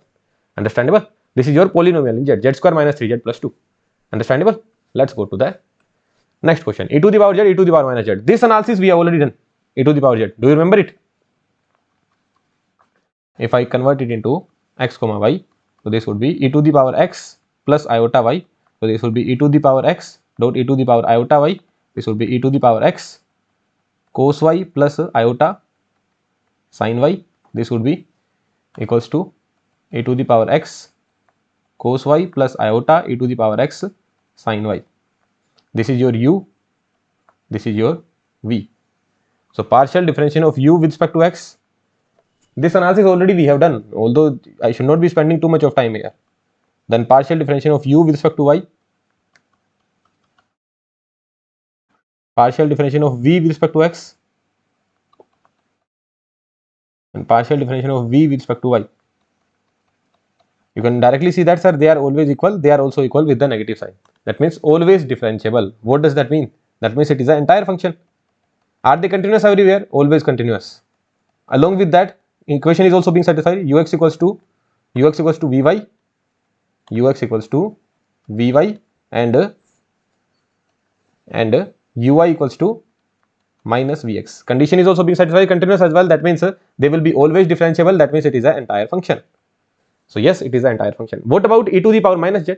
What is e to the power minus z? If you see the second, f of z is e to the power minus z. E to the power minus z could be simply written as e to the power minus 1 to the power z. So it is nothing but 1 by e to the power z, no? Basically the point is that this particular thing has got changed. Like what is e? E is roughly around 2.7. And what is 1 by e? 1 by e is roughly around 0.37, right? It is roughly around 0.37. So just the number is changed, no? Nothing else is changed. Rest everything is same. So this will also come out to be entire function. You can check e to the power minus z. How I can write down e to the power minus z? So e to the power minus z would be nothing but this thing. So it could be e to the power minus x cos y minus iota sin y would be equals to e to the power minus x cos y plus iota minus e to the power minus x sin y. Say yes or no? E to the power minus x cos y plus iota minus e to the power minus x sin y. This is your u and this is your v. Can you do the partial differentiation and everything? Absolutely, sir. Partial differentiation of u with respect to x. What is the answer you will be getting? Partial differentiation of u with respect to x. So answer is minus e to the power minus x, because e to the power minus x will have the differentiation of e to the power minus x with the minus sign, right? Then you can do the partial differentiation of u with respect to y. So this will remain as it is. E to the power minus x remains as it is. Cos y will have a differentiation of sin y. Okay. Now partial differentiation of u, partial differentiation of v with respect to x, partial differentiation of v with respect to x. So that would be e to the power minus x sin y, and partial differentiation of v with respect to y. So that would be minus e to the power minus x cos y. They are same. This has negative sign difference. They are same, and you can see that negative sign, and ui is coming out to be equals to minus vx, and ux is coming out to be vy. Directly you can see that yes, they are continuous as well. Along with that, this CR equation is also being satisfied. What does that mean? That means it is simply representing that it is an entire function. So what did you see? E to the power z is also coming out to be entire function, and e to the power minus z is also coming out to be an entire function. It is analytic everywhere as well, because CR equation is being satisfied. Along with that, they are continuous as well. CR equation satisfied, ux equals to vy, and ui equals to minus vx. Ui equals to minus vx you are getting. That means yes, they are entire function. That means they are differentiable everywhere. That means they are entire function. So what all function you have seen to be entire function? This list has just been extended. So this is coming out to be e to the power z and e to the power minus z, or you can write down a to the power z. A is a number which is greater than 0. That's it. A to the power z is an entire function. What I mean to say is that e to the power z was what e to the power z was? It was roughly around 2.7 to the power z. What was e to the power minus z? That was, sir, 1 by e to the power z, or you can write down roughly around 0.37 to the power z. So what is your a to the power z? A could be any number. Let's just say it is 2.5 to the power z. Are you able to understand this point? So it could be any number, just it has to be greater than 0. This number has to be greater than 0. So a to the power z is also an entire function. A to the power z is also an entire function. Just the condition is that a has to be greater than 0. A has to be greater than 0. A to the power z is also an entire function. Understandable? So these functions we have got: sin z, cos z, polynomial in z, e to the power z, e to the power minus z, e to the power z. Now quickly, if you see this expression e to the power 1 by z, what you will say? Sir, it is an entire function. E to the power 1 by z, e to the power 1 by z, not z, 1 by z. Here e to the power 1 by z, anywhere did you see 1 by z? No. This is different. These guys are different. E to the power z, e to the power minus z, and this is different. 1 by z, right? What it is? F of z, e to the power 1 by z. It is not equals to e to the power minus z. In a quick way, it can feel like that it is e to the power minus z. It is 1 by z, no? What is e to the power minus z? This is your e to the power minus x minus iota y. And what this is? This is your 1 by x plus iota y. Both are completely different, no? I just need to comment whether it is an entire function or not. So what do I know? Analysis I am not going to do, okay? This CR equation and everything I am not going to find out. One thing I know, that at z equals to 0, f of z will tend to infinity. That means at z equals to 0, f of z is discontinuous. And if it is discontinuous, that means it is non-differentiable as well. What does that mean? That means e to the power 1 by z is not an entire function. That's it. Only I need to comment whether it is entire function or not. Because at z equals to 0, it is non-differentiable. At z equals to 0, there is a problem. What about ln z? This analysis we have already done, right? Have we done this analysis? Absolutely, yes, sir. ln z analysis here we have done. ln z. What was the conclusion? ln z is non-differentiable at z equals to 0. How you can think? In an intuitive way, how you can think? Sir, in an intuitive way, this is how I can think. That, sir, my f of z is ln z, no? So at z equals to 0, I can see that at z equals to 0, I can see that my f of z will be tending to minus infinity, right? What does that mean? That means here it is f of z is discontinuous or non-differentiable. So what you can comment? You can comment one thing, that it is also not an entire function. Is that understandable to you or not? So which all function we have seen, they were entire function. Which all function till this point you have seen that they came out to be an entire function. Sir, first one was polynomial in z. Right? Then, sir, sin z cos z. Then, see, sir, you saw exponential e to the power z, e to the power minus z. Then, sir, you saw what you saw? A to the power z as well, where a is greater than 0. So these are the entire function we have seen, and these we need to remember as well. So let's see the properties that which all function will be entire function. But before that, we will solve this question, and then we will see which all functions are entire function. E to the power z bar. Sir, a to the power z was the entire function. No, so this will also be entire function. Z is different, z bar is different. Z is x plus iota y. What is minus z? Minus z is minus x minus iota y. And this is your z bar, which is x minus iota y. Is it a polynomial in z? Is it a polynomial? What is the meaning of polynomial? Polynomial means, sir, ax square plus bx plus c, or sir, ax cube plus bx square plus cx plus d, or sir, ax to the power n plus bx to the power n minus 1 and so on plus dx to the power 0. Right? So this is known as polynomial. So polynomial in z, this is also polynomial in z.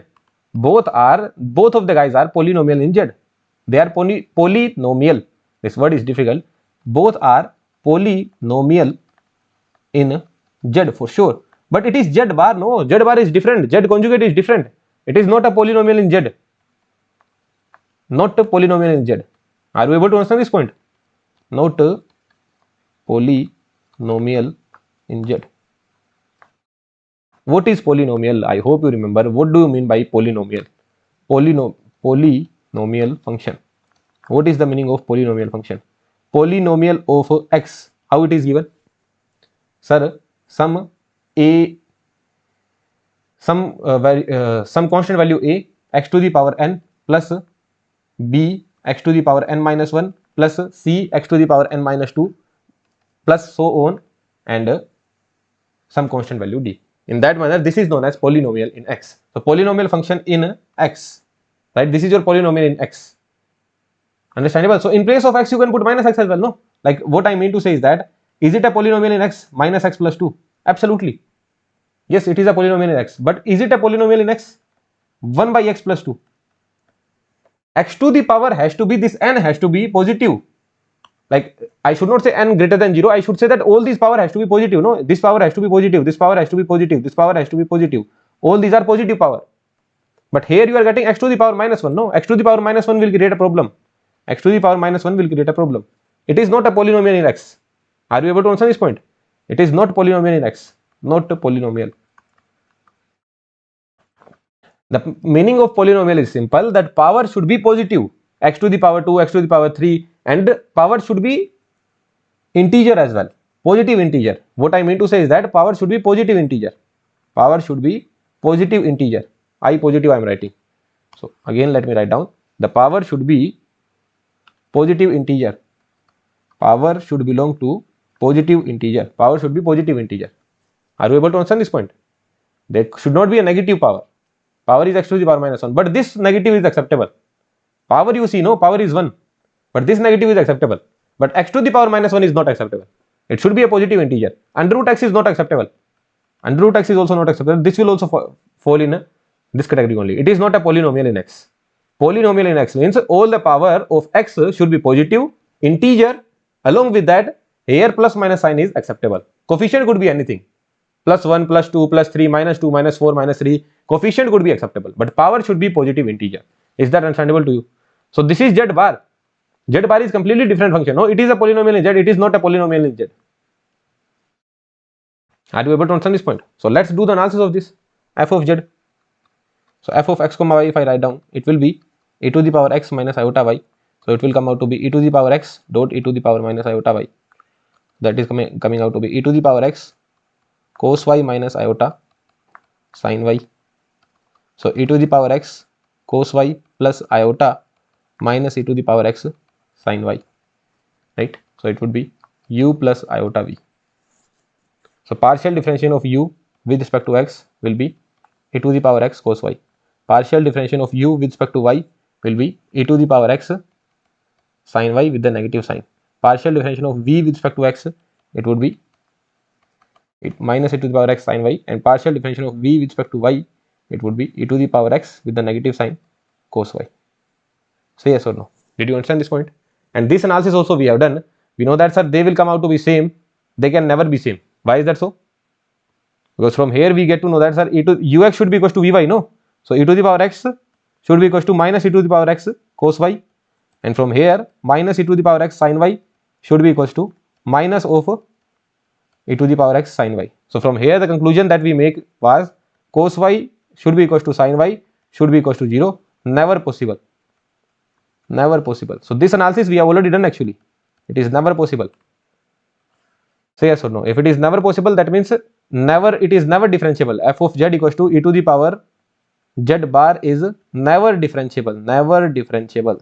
Never differentiable. It is never differentiable.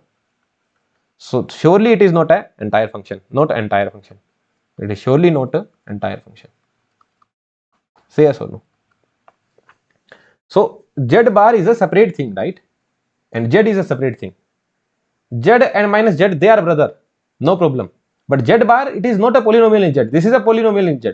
So what is the conclusion? The conclusion is that what will be your entire function? Entire function will be all the polynomial in z. All the polynomial in z means that, sir, it could be z square plus 3z minus 2. Yes. Sir, it could be 1 plus iota z cube minus 2z plus 3 minus iota. Is this acceptable? Absolutely. Polynomial in z with real or imaginary coefficient. With real or imaginary coefficient. Even if the coefficient is imaginary, no, both are acceptable. But let me know, is it a polynomial in z? Z conjugate to the power 2 plus 3z plus 4. No. Let me know, is it a polynomial in z? Z square plus 3 mod of z plus 4. Is it a polynomial in z? Polynomial in z. Is it a polynomial in z? Let me know this thing. No, it is not a polynomial in z. No. How it is a polynomial in z? Z mod of z. Like mod of z is not a polynomial in z. Not polynomial in z. Let me write down who are not polynomial in z. Z bar or mod of z or 1 by z. They are not polynomial in z. Not polynomial in z. Polynomial in z. But z minus z, yes, they are polynomial in z. In z. Is that understandable to you? Is this conclusion clear to you or not? So this is also not polynomial in z. This is not entire function. These are entire function. No issue with that. Here there is a negative sign, doesn't matter. But power should be positive integer. Yes. Here also someone would say that the power is positive integer. But you see this is your mod of z. Here you see this is your z bar. Or let's take more examples. Let's take more examples. Let's take the example of f of z equals to, this time we are having under root z plus 3. Is it a polynomial in z? No. Why is that so? Because power of z should be what? Positive integer. Positive integer. This is the condition, no? So power of z is not integer. Forget about positive integer, it is not even integer. That means it is also not polynomial in z. It is also not polynomial in z. So first of all, you need to see z everywhere. Yes, z everywhere. Now see the power. Is it integer positive power? Yes, sir, integer positive power. Here do you see z? No, wrong. Here you see z? No, wrong. Here you see z? Yes. But what is the power? Power is 1 by 2. So that's why it is also wrong. Understandable? The same concept we will study in the differential equation as well. That what is your linear differential equation? There all these points will come up. Okay. The power should be positive integer. There also I will say the same thing. Okay. Now e to the power polynomial will also be entire function. That means e to the power z, e to the power minus z, e to the power z square plus 3z plus 2, e to the power z cube plus 1 plus iota z plus 4 or minus 4, you write down minus 4. All these are entire function. All these are entire function. These guys are not entire. Okay. These guys are not entire function. These guys are not entire function. But this is an entire function. This is an entire function. Exponential to the power any polynomial. Or you can say exponential to the power an entire function. This is an entire function. No? This is also entire function. This is also entire function. This is also entire function. So exponential to the power any entire function will be entire function only. Addition, subtraction, multiplication of entire functions. What is sin z? Sir, sin z could be written as e to the power iota z minus e to the power minus iota z divided by 2. Exponential to the power entire function. Is it a polynomial in z? Absolutely, sir. Exponentially to the power entire function. Is it a polynomial in z? Yes. Iota z is a polynomial in z? Absolutely. Minus iota z is a polynomial in z? Absolutely. Power of z positive integer, could be coefficient, could be anything. Power of z positive integer, coefficient could be anything. So exponential to the power entire function plus minus exponential to the power entire function divided by some constant value. So it is the addition or subtraction, you can say addition, you can say, or subtraction, you can say, addition or subtraction of a entire function will be an entire function only. So sin z is an entire function. What about cos z? Cos z is also like that only. It is the addition of a entire function. So yes, it is also entire function. What is sin hyperbolic z? Sin hyperbolic z is nothing but e to the power z minus e to the power minus z divided by 2. Entire function, entire function, entire function only. E to the power z plus e to the power minus z divided by 2. Notice one thing here, I have written addition, subtraction, multiplication. I did not write down division. I did not write down division. Why is that so? Why I did not write down division? Because sir, if you do the division, then this may happen. What may happen? This may happen. This may happen. F of z is sin z by cos z. It is an entire function.